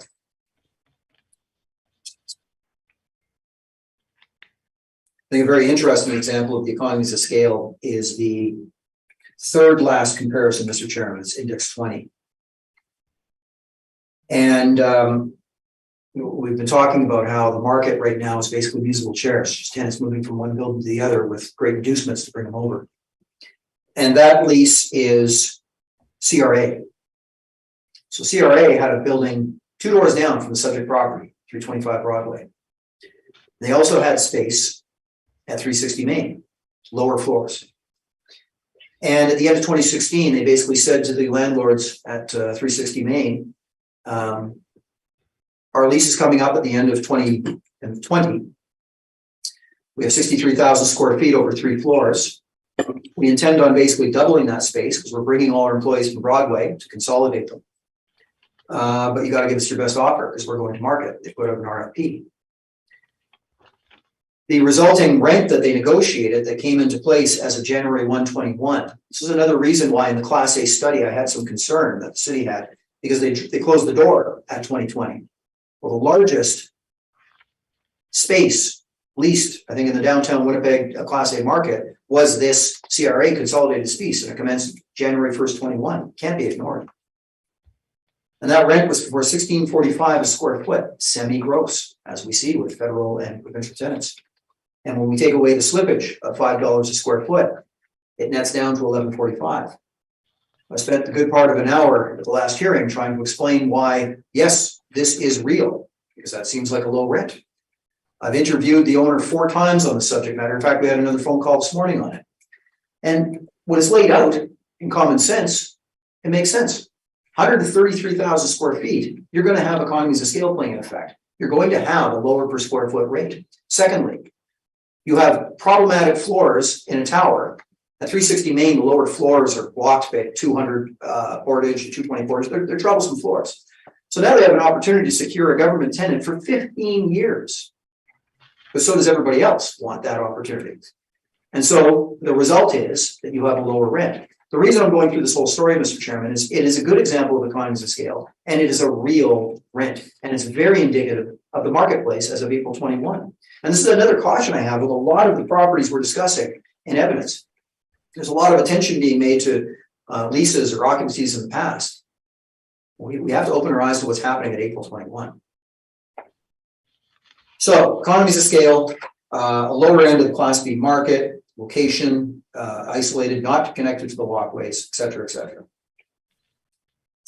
We feel that based on this evidence, the city's market rent of $14.50, which by the way, was in excess of the average Class A weighted average market rent in their study. I don't agree with that. When we count economies of scale, location, condition, we feel that $12 is much more appropriate. And we simply applied that across all space, including the basement. Single occupant buildings, which is at $12 across.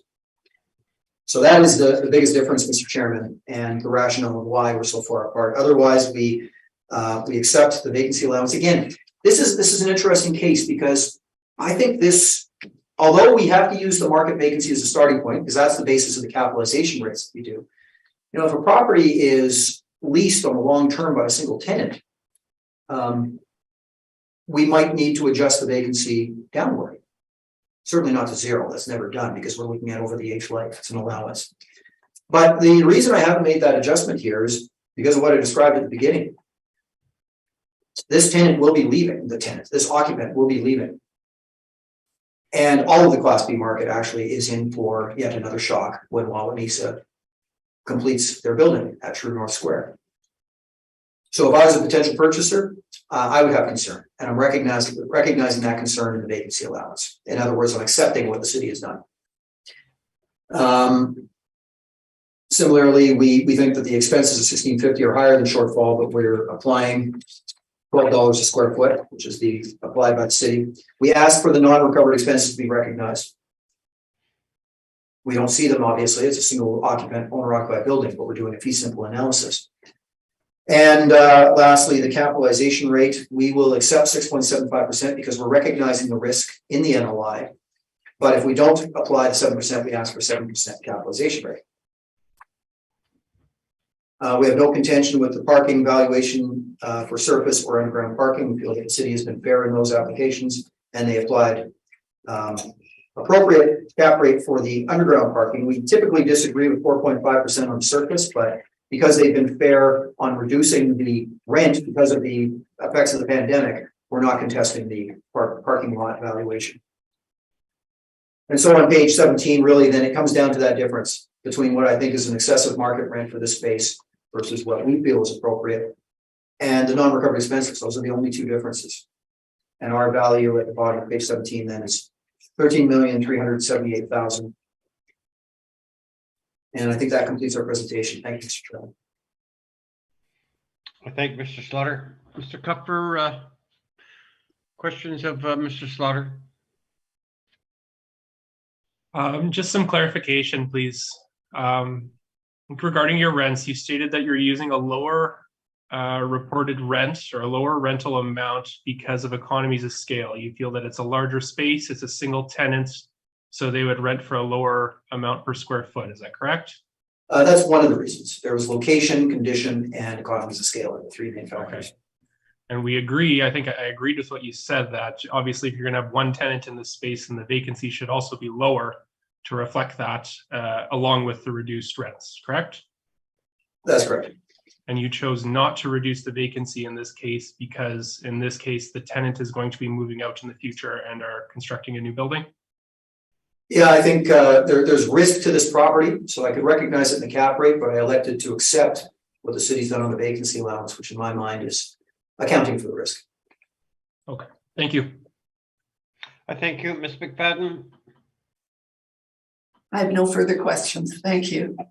Thank you, Ms. Linkletter. I also have no further questions. Thank you.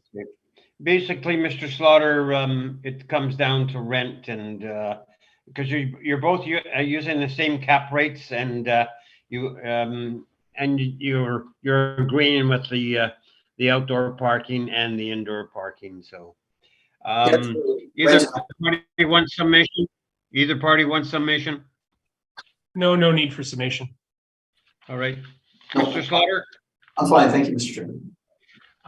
Thank you, Mr. Slaughter, for your presentations and results very soon. And you are free to go and have a pleasant day. Thank you very much. I'll see you. Nice meeting you, Nathan. Thank you. Okay. I'll see you. Mr. Secretary will have Ryan sworn in, and then he will do his 3 presentations. Which one are we starting with? We will probably go to, how about 380 York Avenue? 390? 390. 390, sorry. I missed. I can't read my own writing. So 390 York. Okay. Mr. Applicant, please state your full name. Ryan Oliveros. Do you affirm that the evidence you're about to give at this hearing is the truth, whole truth, and nothing but the truth? I do. Thank you. Thank you.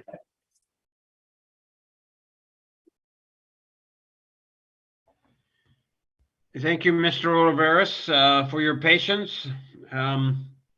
So we are going to go, we will have the assessor do his presentation at 390 York.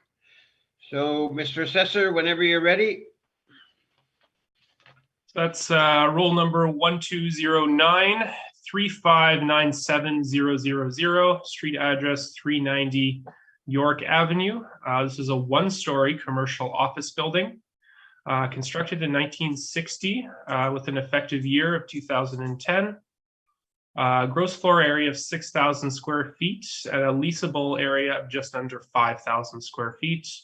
A 2023 assessment year, which I believe is just being derived from the model of 1,108,000 that we'll be recommending today. Page 2 of my brief shows a subject sales history, a sale in 2017, different consideration and sworn value. Perhaps the agent will be able to fill us in on that. Beyond that, we have our OFS rent comparables here. Looks like what was submitted is the general sample size for Winnipeg, what we have here for all of our OFSs, which is showing an average of $15.85, a weighted average of just over $16, and a min max between $10 and $22.50. OFC rent comparables have also been supplied here, showing some lower averages, a weighted average of $13.08 and a min max between $7 and $19. And then we have our surface parking comparables along with that. So we have two streams on this property, the OFS stream and the parking lot stream. The OFS here has 4 different premise IDs, 3 above ground and 1 for the basement. Total leasable area, like I said, of 4,973 square feet. 11% vacancy, 3% expenses, an $8 shortfall, and a capitalization rate of 5.3% is deriving $942,000 for the office building. And then we're adding 6 parking stalls here. It looks like at $104 a month, capitalized at 4.5% to give an additional $166,000 in value. Combining the two, you get that estimated market value of 1.108, which is the subject of our 2023 appeal. Scrolling down to page 11 and 12, you have our cap rate tables and our Municipal Act excerpts. Mr. Pohl's included some photos for your review here. So we are right on the corner of Edmonton and York, it looks like here. And I'm not sure why the income and expense information isn't included in my brief here. So that's all the information I have to go off of for this property. At this time, I'll be recommending the value be maintained. Thank you. I thank you. Mr. Oliveris, questions of the assessor? Just a few. Thank you, Mr. Chair. Mr. Cupper, so yeah, I can respect also that I realize that you were the author of this brief and the remaining briefs on go forward here. Just going to your page 1 here, you have an actual year, the author had an actual year built of 1960 with an effective year built of 1960 to 2010. Can I ask why the 50-year adjustment to the effective year? I can't speak to the effective year adjustment. No, I didn't get a chance to review the permit history. Okay. And I suppose with the income and expense mailers not being included here, are you aware if an analysis was done regarding the actual leases in place? I'm not aware of that, no. Are you aware that the actual leases in place were either gross or semi-gross rents? That might explain why it wasn't included in the brief. Again, I can't speak to it. I haven't reviewed them. Okay.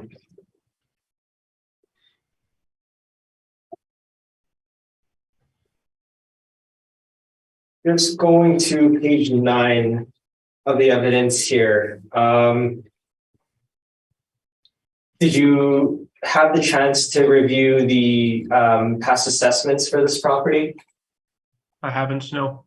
Okay, I guess I'm just curious here because the surface parking here that the city defines it as has been included for 2023, but in the past, we haven't applied another income stream for the surface parking lot. Are you able to speak to that? I can't say why it was added for 2023 and why it wasn't included in 2020, no. Okay.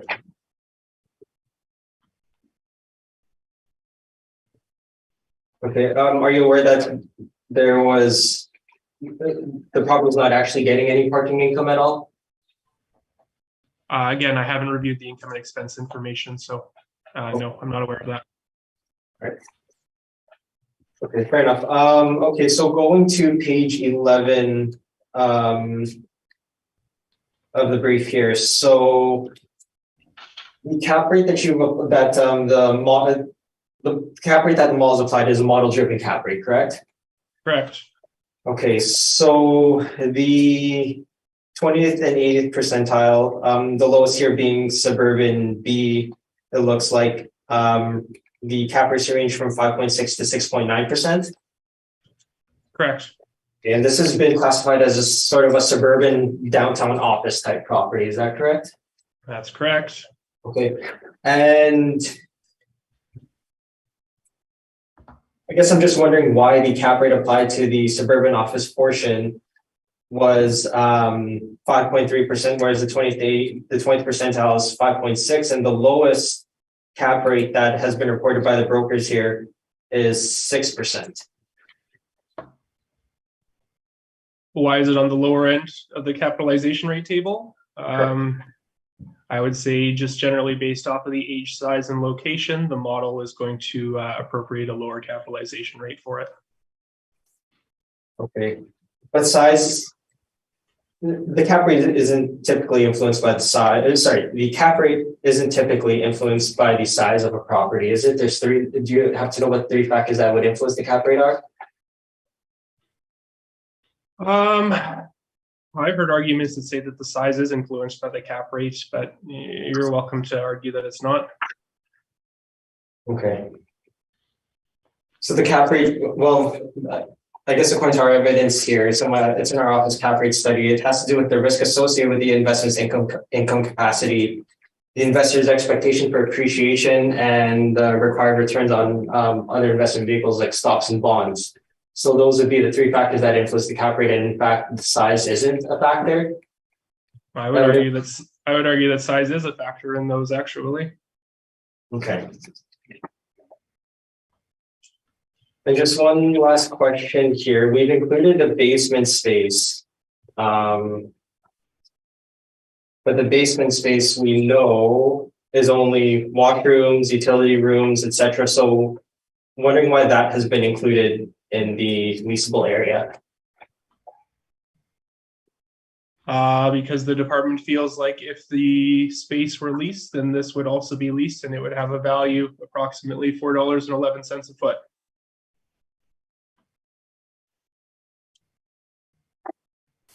Okay. But you can't really lease out a washroom, furnace, maybe very small storage or a utility room, can you? You wouldn't lease out a utility room. Bathrooms, break area, that sort of area would be leased, yep. Storage space can be leased, yes. No further questions, thank you. I thank you.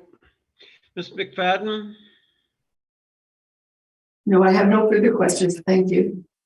I thank you. Ms. Linkletter? I have no questions either, Mr. Chair. Thank you. Nathan, what can you tell me in regards to the 3 categories here where there's a sale on the property? Consideration, sworn value, sale price. Without having gotten the chance to look into it, I can't tell you too much about the specific sale. The consideration $375 is of course what they paid. The sworn value is what the property is determined to be worth. Generally you get an appraisal done, but that's not always the case. So they say it's worth $500, but we paid $375. I can't really say what was included or that in that, or why it is different, or even if it was arm's length. Yeah. Just one other thing. The applicant raised the question in regards to the added value for the parking lot. Is there, and it looks like it's like 6 stalls. So I don't know. Is this something new or, you know, yeah. I mean, normally you're evaluating the land and the building, and, you know, if the building comes, it has parking stalls. So, right. You know, so my general understanding is it has to do with the parking bylaw and which properties are required to have parking and which properties aren't required to have parking. So if a property is not required to have parking, but it does anyways, then the department will add an additional parking value in some cases. And the opposite is true in other cases where the parking value could even be subtracted and removed. So that's my general understanding of how it works. I thank you for your explanation. Mr. Oliveris, whenever you're ready, you can take us through your property. Thank you, Mr. Chair. So the subject property is at 390 York Avenue. The roll number is 12-0935970000. I'm just gonna ask the board to skip on to page 6 of my evidence here. I've provided an aerial photo of the subject property as well as some exterior photos. Now, this property was inspected by Mr. DuPont on April 29th of 2022. So I have included his photos on pages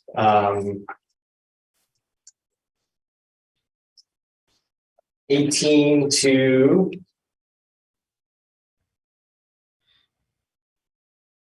35 of my evidence here.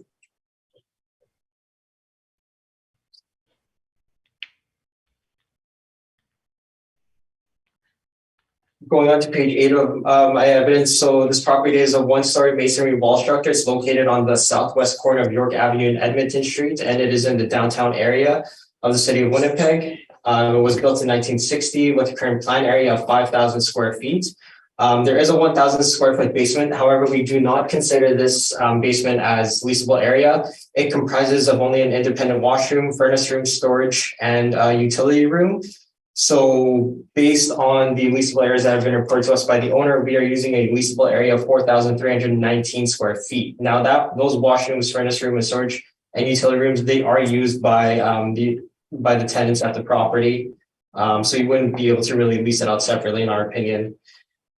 The subject site, it is rectangular in shape and has a site size of approximately 6,044 square feet, and it is zoned M, multiple use. There's also limited parking on site.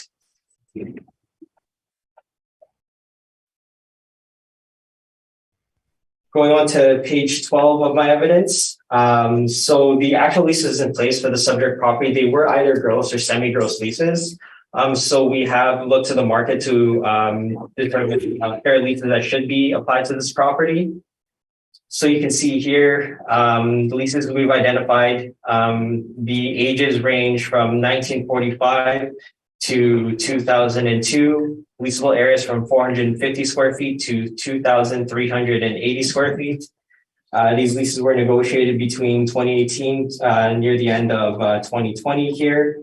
And the rents range from $2.78 per square foot to $13 per square foot. So based on these leases, we've applied a rent for unit A here, 1,118 square feet of $9 a square foot. For unit B, $12.50 a square foot, and unit C, $8.50 a square foot. This has resulted in a potential income of $40,887 or $9.47 per square foot overall.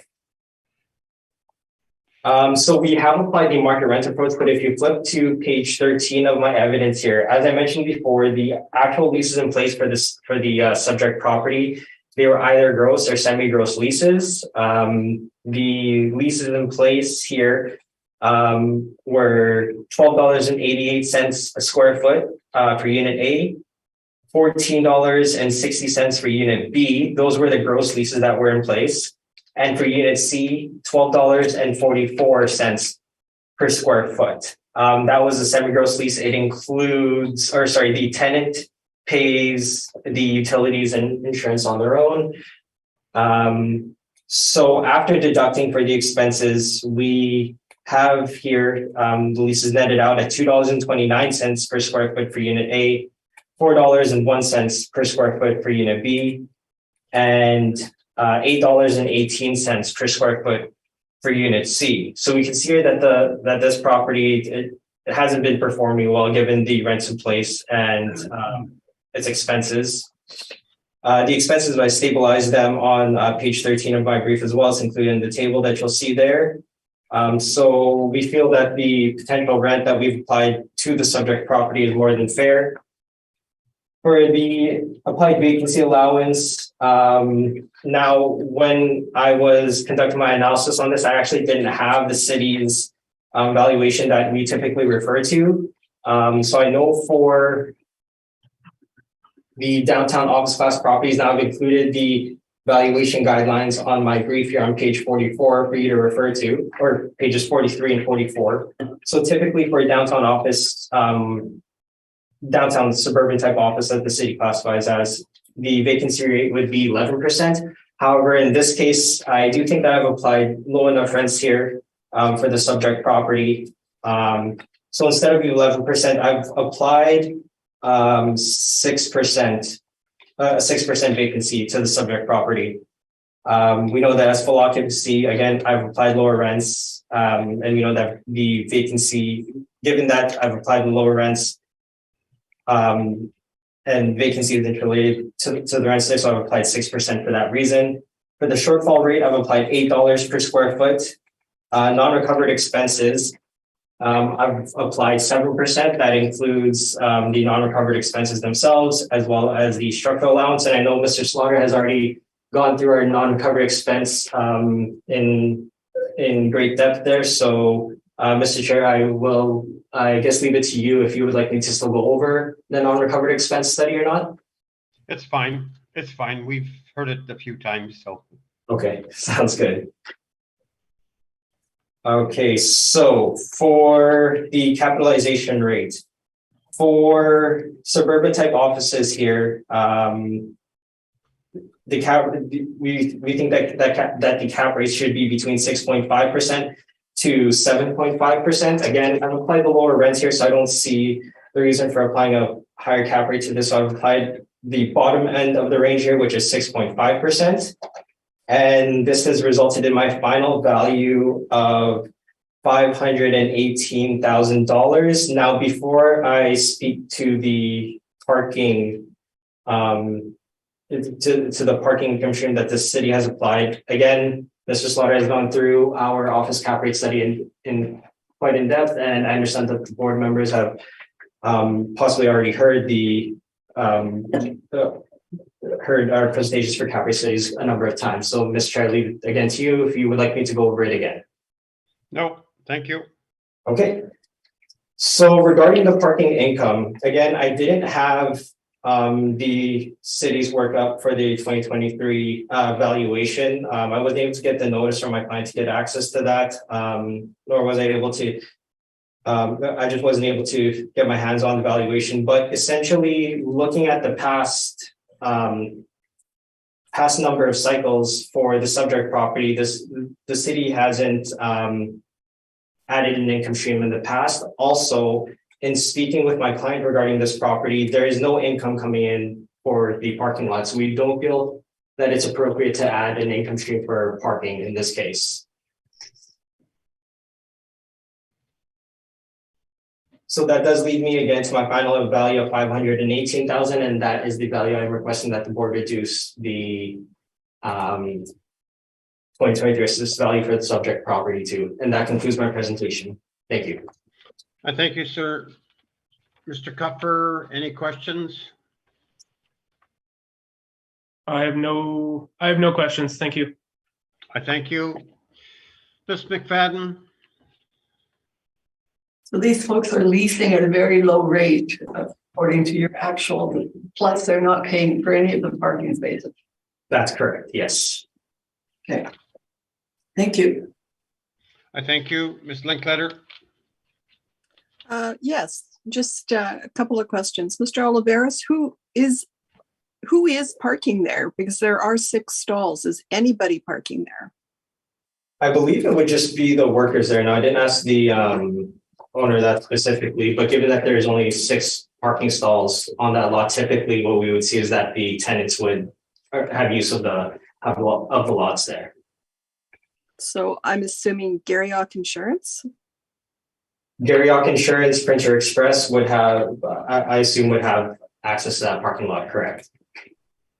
Okay. And there is no charge at all to the best of your knowledge? There is no charge, and I actually just asked my client about that, correct? Okay. And can you speak to the sale in 2017? Yes, I did miss that, but in looking up the sale, once it was brought up here, it appears that it was an associated sale. So unless I see that it was a fee simple sale, I don't see that as a market sale. Now, it's odd that I come up to a value very close to what the sworn value is, but that's just how my value worked out. Okay, I thank you. That's all my questions. I thank you. Summation either party? No, thank you. No summation, thank you. Okay, let's go to 290 Gary Street. Mr. Kupfer, whenever you're ready.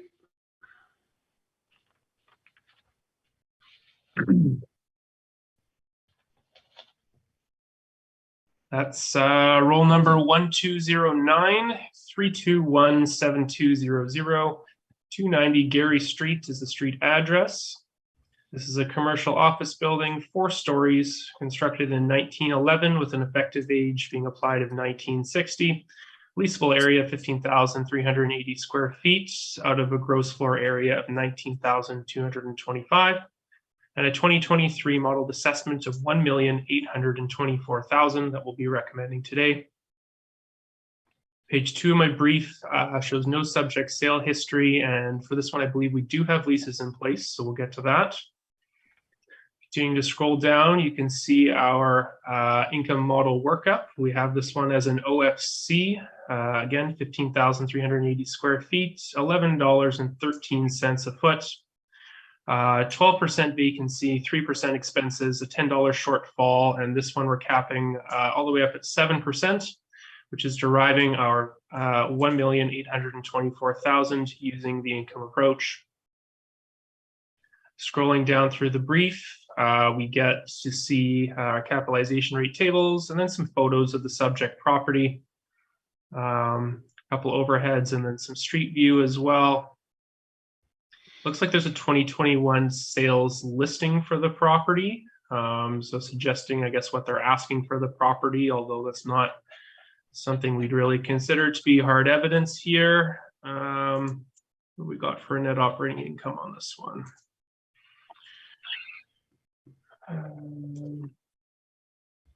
Page 20 of my brief here. This is the income and expense mailer.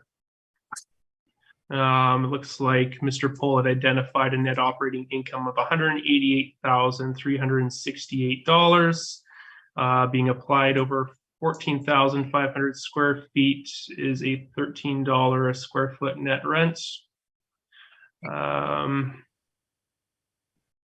that tenant appears to be Fine Line Solutions. So yeah, it's just one tenant, 14,500 square feet. They appear to be paying $13 a foot net. And that's all the information I have about the property. Thank you.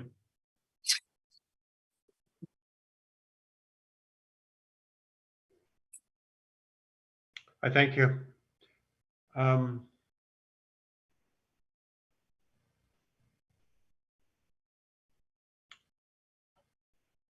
Ryan, questions of the assessor? I do, thank you, Mr. Chair. And Mr. Chair, I should also mention too that I do have some rebuttal for this evidence. So did we want to speak to that after my presentation and questioning period? Yeah, that's fine. Sounds good. So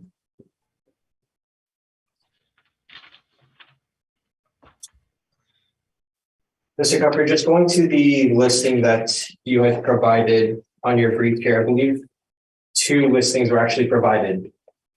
So the latest one, which I assume is within the reference period, is that correct? Again, I can't say. I would assume so as well. Okay, fair enough.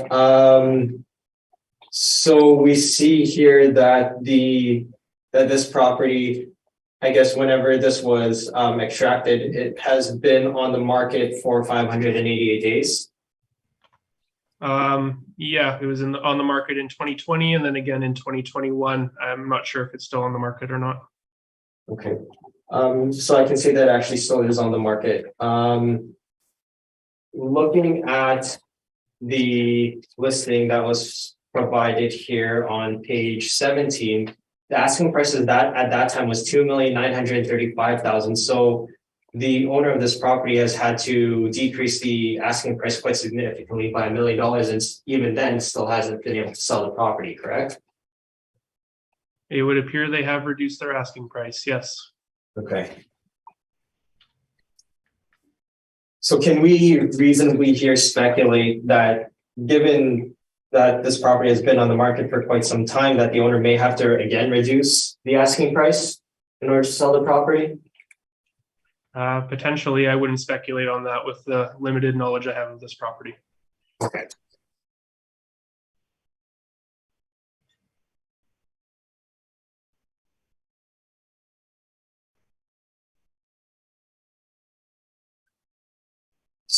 So are you aware that this property is a grade 3 heritage, has a grade 3 heritage status? No, I'm not aware of that. Are you aware of the restrictions to renovating a grade 3 heritage property? They will vary property by property is my understanding, but you're welcome to tell me about it. Okay.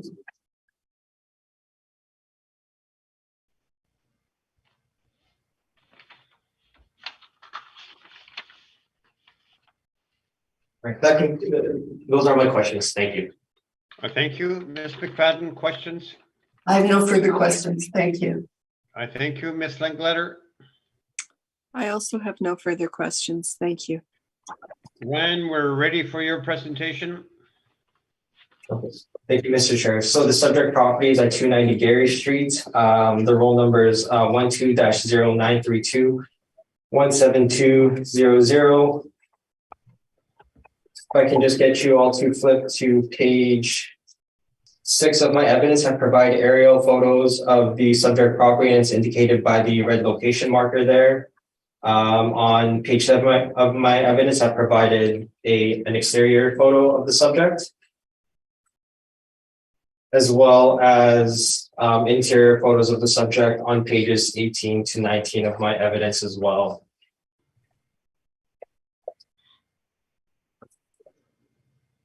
Going on to page 8 of my brief here, subject property again is at 290 Gary Street in downtown Winnipeg, and it's on the west side of Gary Street between Portrait Avenue to the north and Graham Avenue to the south. It's a masonry wall structure that was built in 1911 and has a plan area of 3,845 square feet, and the total area above grade level is 15,380 square feet. The basement is 3,845 square feet. Now there is an error on my evidence here. There is an elevator in the building. I misread something. However, that elevator, as I understand it, is not accessible, as in persons with limited mobility. The elevator is not wheelchair accessible.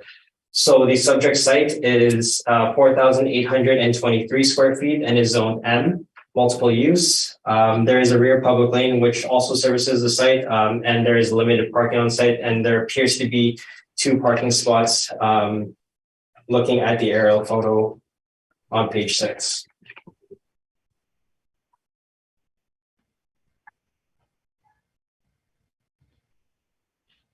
So going to page 12 of my evidence here, the city has applied a leasable area of 15,380 square feet. We're applying a leasable area of 14,500 square feet as reported by our client. So for the subject property, now the reason why I've taken the market rent approach here is because the 2020 income and expense mailer that was provided to our office actually differs from the city.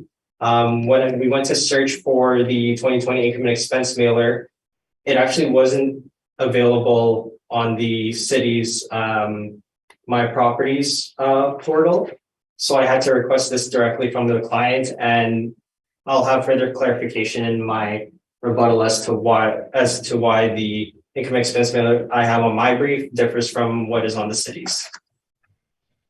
So again, going on to page 12 here, the lease comparables that we've identified, they range in age between 1975 and 1976. Now, these are just 3 different buildings here. Leasable areas are range from 9,616 square feet to 14,463 square feet. These leases were negotiated between 2016 and 2020. So based on these leases, we don't disagree with the city's rent in this case. Now, these leases that I've identified, I do find that I do think that they are superior to the subject property. So that's why I'm agreeing with the city's rent of $11.13 per square foot overall, but I'm applying a lease area of 14,500 square feet. And this, so I've arrived at a market rent per annum of $161,385. For the vacancy allowance, we don't disagree with the city on this, well, on that allowance, so we've applied 12%. We've applied the same shortfall rate of $10 per square foot. Now for the cap rate. You go on to page 14 of my evidence here. So for Class C offices, our base cap rate is 7.75%. However, the main issue surrounding this property, in our opinion, is that it has a grade 3 heritage status. So we can see here the proof here that I've provided that is a grade 3 heritage status, that is just for you all to refer to. And I've also included the short report of the history of the building that has come as a separate attachment.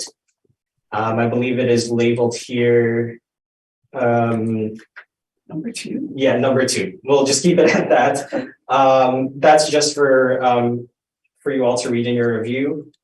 But when it comes to these grade 3 heritage status building, it is one of the most restrictive classes when it comes to making any renovations to the property. So we can see here, according to the City of Winnipeg historical building bylaw, the objective of the grade 3 heritage status is to prevent demolition, removal, alteration, or repair of the building, erection, or structure unless and until shown to be necessary to the satisfaction of the designated committees in cases of the removal, alteration, or repair, and council in the case of demolition, to regulate any necessary demolition, removal, alteration, or repair of the building, erection, or structure so as to preserve the special architectural or historical interests as far as possible, and to record or preserve, where possible, components deemed to have special architectural or historical interest prior to or in the course of any necessary demolition, removal, alteration, or repair. So again, we can see here that based on the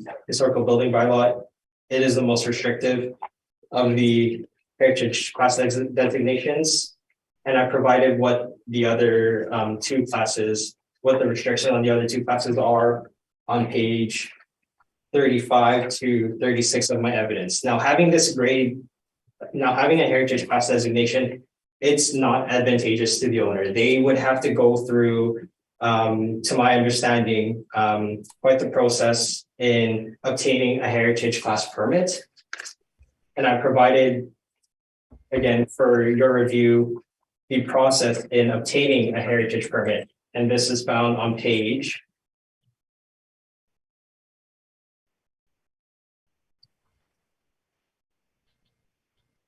Just going to flip to it here. I apologize.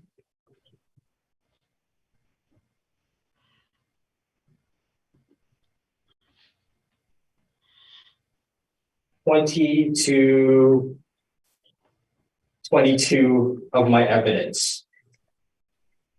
So in obtaining a heritage class permit, again, you have to go through quite the process of getting the heritage class permit, and you can't make any major alterations to the exterior. In order to make any alterations to the exterior at all, you would also have to possibly hire a specialized contractor who can make the repairs, making any alterations costly to the owner. So because of the heritage class status, we've applied a 50 basis point premium to our cap rate. Because of the low lot to building ratio as well, we've applied because of the age and low lot to building ratio, we've applied another 25 basis point premium. And this has resulted in our cap rate of 8.5%. So applying that in our valuation, we arrive at a value of $1,349,000. And that concludes my presentation. Thank you. I thank you, sir. Nathan, questions of Ryan? Yes, please. Turning to my page 20, then, Ryan, the income and expense mailer that wasn't part of your brief. We're in agreement that the reported net operating income for the property is over $188,000, correct? That is correct. However, I would be speaking to that NOI in my rebuttal. We believe the rent that's been communicated there is actually an arbitrary rent, and not at market. It's an arbitrary rent. Can you explain that? It's an arbitrary rent. So it will make more sense in my presentation, but since we've asked about it already, I'm just going to pull up the email that I received from my client here. So that email is what we would call the rebuttal. Mr. Assessor, you have the email I forwarded on to you that he's referencing. This is the rebuttal evidence. I do have it, yes. And the panel members. I think, how about Ryan, that you finish your presentation and then we'll go into your rebuttal. Yeah. yes, finish my presentation. Yes, we can go into my rebuttal. Okay. I'll just clarify then that the operating income I asked was over 188,000 and the one being used by Altus to model is at 114,000. Is that correct? That's what's been reported here. That's correct. Okay. And you've applied a capitalization rate of 8.5%. You say you're bumping up because it's a heritage building? Heritage building, the low land to building ratio, and the age. Oof. Okay, no other questions.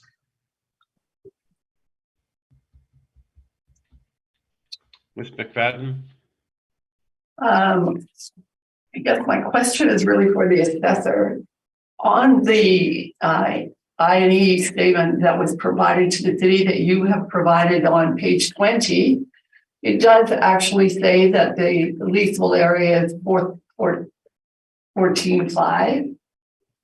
So can you explain why the city is still applying or is applying the 15,380?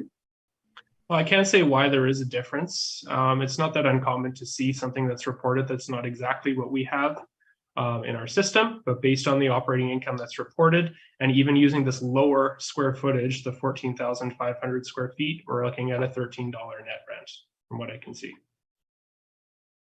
When the city sees those kinds of differences, do they not normally go out and verify it one way or the other?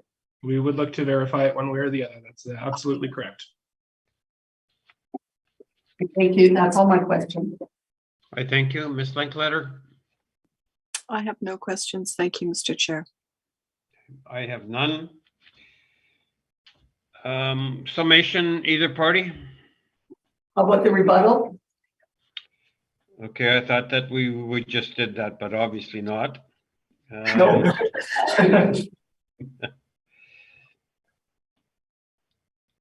Ryan, your rebuttal? Okay, so we can see here. Sorry, just 1 minute. I don't seem to have this email, so you could just clarify it for me. Just double check to make sure it got thrown in. I might have missed it.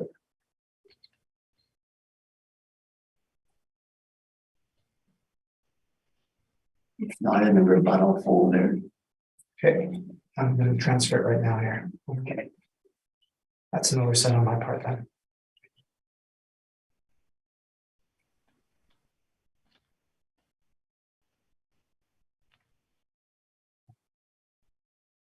Weird. Showing up on mine as item 4. 280, is that not? No, that's he had 2 pieces of his brief. No, in the rebuttal folder itself. Item 4. Third one down. Okay. Yeah. All right. That's it. Thank you. Sorry. No problem. All right, Ryan. Okay, so I'll let you all read through the email. I'm not going to read through the whole thing here, but we can see here that the owner himself has stated that the rent that he negotiated with the owner here was an arbitrary rent. It was used as, he says, what is a stopgap? So essentially what was happening was the Virginia Beach company, it appears that they purchased the Fine Line Solutions here that was leasing out the property. So they were trying to run a company across the border, and really all they were trying to do was stay at this location. The owner was trying to sign a 5-year lease, but according to the email here, the negotiations started sort of falling apart here. So they had to negotiate a very short-term lease here. of 1 year. And with these short-term leases, we know that they're, in my experience with short-term leases, they would be overinflated and not indicative of market. Now, to clarify as well, the income and expense mailer presented by the city in comparison to what we have been presented, the owner was having some trouble with the electronic portal on the city's website.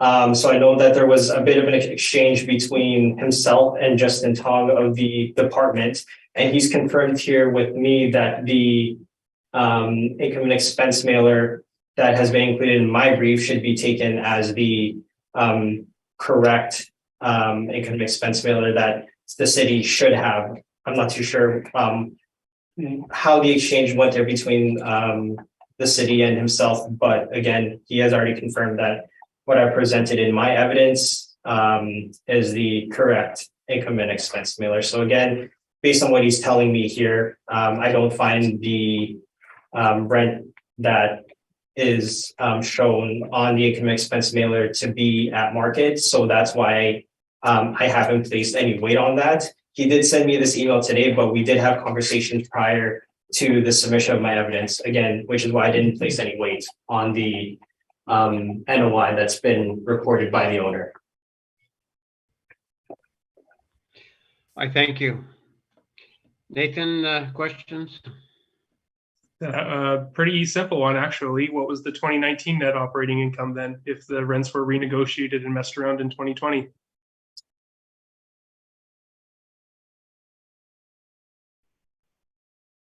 I'm showing over 175,000. Is that what you have?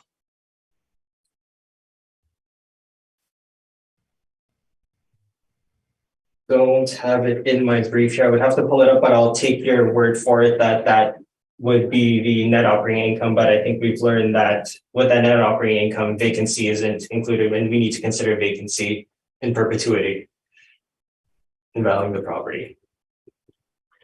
Okay, no other questions. I thank you. Ms. McFadden? I have no further question. I thank you. Ms. Linkletter? I have no further questions either. Thank you, Mr. Chair. Okay. Either party wants summation? No summation, thank you. No summation, thank you. All right, let's go to the last one that we have is 205 Fort Street. Mr. Kupfer, whenever you're ready. Just one moment. Yep.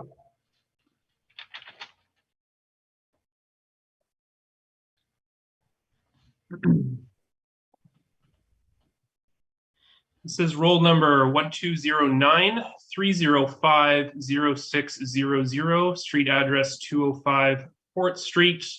This is a 2-story commercial office building constructed in 1932. Leasable area of 11,600 out of 12,000 gross. And a 2023 assessment under appeal here of 1,297,000 that we'll be recommending today. Page 2 of my brief. We're showing highlighted here a 2015 sale with a sworn value and consideration of 1.2 million. Like the rest of the sales discussed today, I didn't get a lot of time to look into it, so I'll ask the agent about that when we get to his brief. We have our OFS comparables table here, the same one I presented for previous OFS property. This one has 4 premises, looks like all of them are above ground, totaling 11,600 square feet. The average here appears to be quite low at $8.46, likely reflective of the advanced age of the building.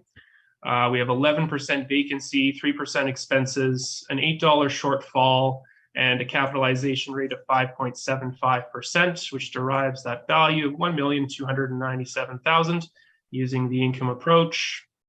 Continuing to scroll down, we have our capitalization rate tables, municipal act excerpts, and photos of the property. So you can see this one is right on the corner of Fort Street and St. Mary, so it's quite well located. Like I said, 2 stories there. And the income and expense information here shows that we have net leases in place. It looks like I didn't get a chance to do a calculation here. but they're reporting 72,210 there in net operating income on their 2020 mailer. And I believe the tenant is a doctor or some sort of medical practice. That's about all the information I have on the property, and I'm open to any questions. Thank you. I thank you.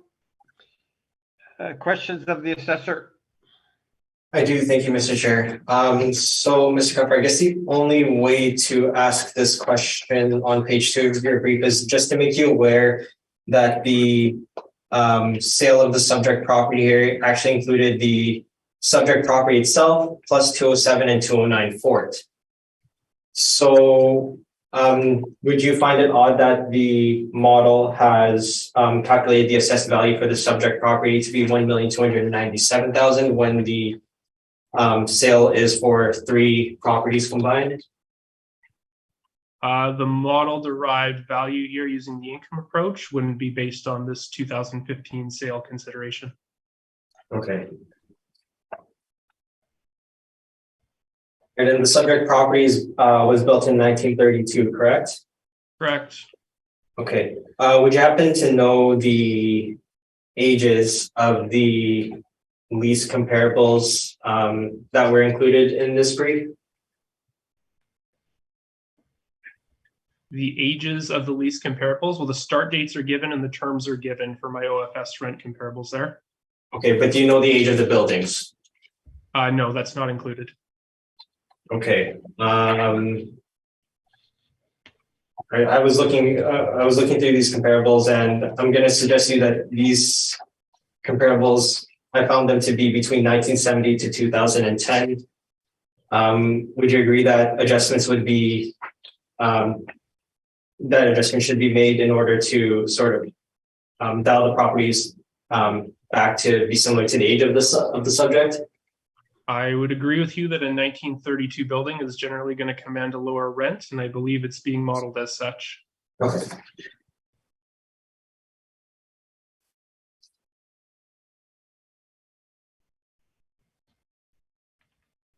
And the cap rate of 5.75% here that's been applied, it's lower than what's been reported by the brokers on page 7 of your evidence. That's correct.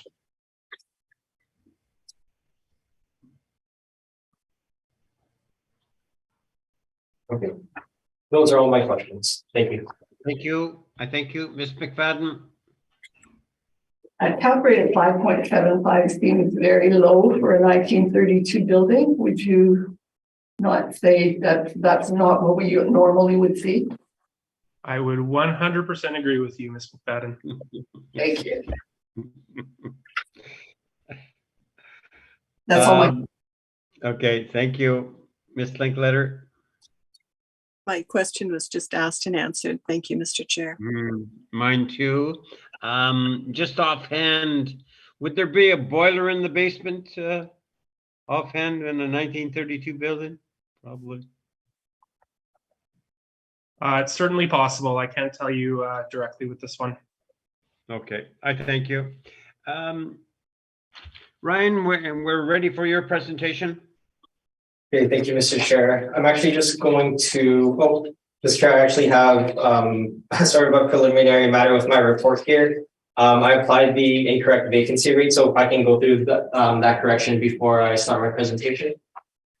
All right, do you want to take maybe 5 minutes or so, or what? I have all the numbers written down here, so That's okay then. That's if you want, you can go through it and you can just read us the numbers. Yes, for sure. All right. Your yes. presentation. Sounds good. So I'll just go on to page 16 here first. So the vacancy rate that I applied here, we're actually agreeing with the city in this case. We're actually applying 11%. This would revise the vacancy allowance to $8,982. The effective market income would be $72,671 now with that adjustment. Sorry, 72,671? 72,671, correct. Okay. For the non-recoverable expenses, we're applying the same rate of 7%. However, the dollar value would be adjusted to $5,087. Shortfall rate hasn't changed. We're agreeing with the city here, but the amount, the dollar value is $9,581. My NOI here, sorry, it looks like I actually forgot to write that one down. Give me 1 second.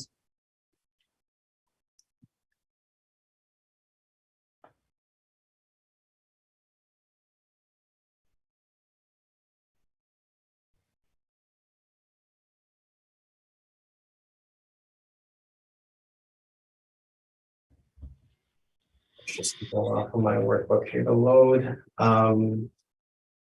So the net operating income would be revised to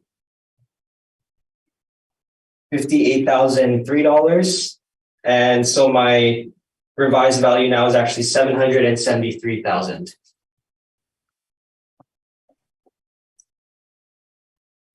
Cap rate's the same at 7.5 is what you, The cap rate is the same at 7.5, correct? thank you. I'm sorry, could you read the final value for me again? 773,000. Thank you.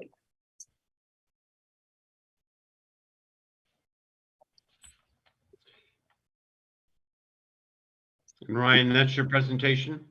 No, so I'm still gonna go through just my evaluation here. Okay, so just a description of the property. You know, I won't go through that too much here. The assessor has described it quite accurately. I just want to mention that there is no elevator in this building.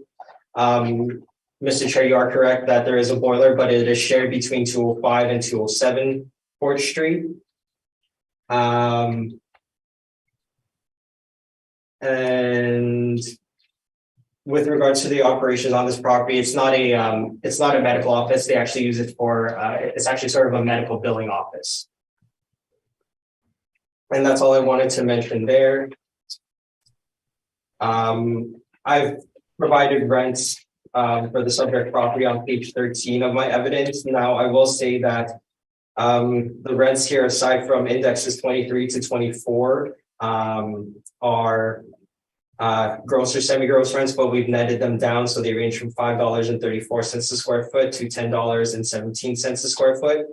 Again, 23 and 24 are the only net rents that identified for this property.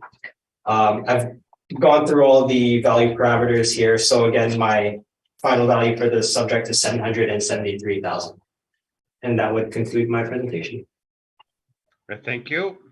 Nathan, questions of Mr. Oliveros? I have no questions, sir. Excuse me, thank Mr. you. Chair. Yeah. Mr. Chair, I'm sorry, I just need a 2-minute break. That's fine. I'm sorry to interrupt. That's okay. No. All right, I see Jason's back, and so we're back. So we'll call a hearing back to order, and I think we were questioning the applicant. So Ms. Linkletter, questions of the applicant? I just wanted to ask for clarification, Mr. Oliveris. You said that the use of the building is for medical purposes. It's not actually practicing, or is it storage? Is it a? So it's actually just a general office use. It is not used for any medical purpose. They push out medical invoices from that location. I see. Okay. And I know you were inspect the property on the 21st of November.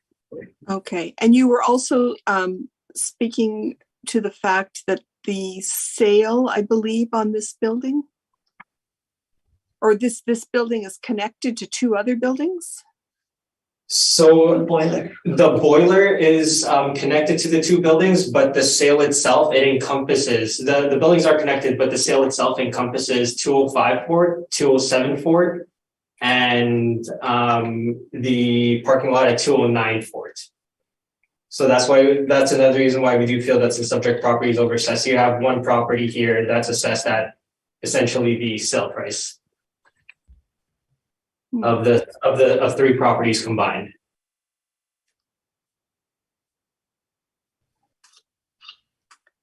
Okay, interesting. Mr. Kupfer, sorry, Mr. Chair, I'm just going to ask the assessor a question. Yeah. Mr. Kupfer, would those other 207 and 209, would they not have their own roll numbers? Yeah, generally those would be categorized separately, but again, without having had the time to go over and dig into this, I can't say one way or the other how that would have played out in this case. All right, thank you. That's all my questions, Mr. Chair. Thank you. Linda, I'm not sure whether we asked you or not. You did not. I just have a quick clarification. I noticed again, there's a discrepancy in the leasable area with this one between you and the city, and the city's information on the INE is the same as yours. Yes. Submitted by them. So we generally, unless we find something odd regarding what the client has reported, we will go with the leasable area that's been reported by our client. Thank you. That's all Thank you. Thank you. Ryan, I just have one question. Who's got the boiler? Who has the boiler? So there was a major flood, as I understand it, at 207 Fort. The boiler, if I remember correctly, I just need to pull up my notes here. So the boiler is at 207. At 207, okay. Yeah. You had talked about the sale. Did your client disclose what values were put on these things or not? No, I didn't ask that. I just assumed that you purchased these all at market, and this is the value together, and this is the value that this is the price that he paid for all three. Mm-hmm. But they are all three of them are separate title, are they not? All three are separate title, correct? Okay. All right. Summation, either party? None for me, thank you. All right. No summation, thank you. Ryan, thank you very much for your patience and results very soon. Nathan, thank you very kindly for filling in for Mr. Pohl and did an excellent job. So thank you and have a good day. And we have heard all the items scheduled and this hearing is now adjourned. So Thank you very much, Nathan. Thank you all. Have a good day.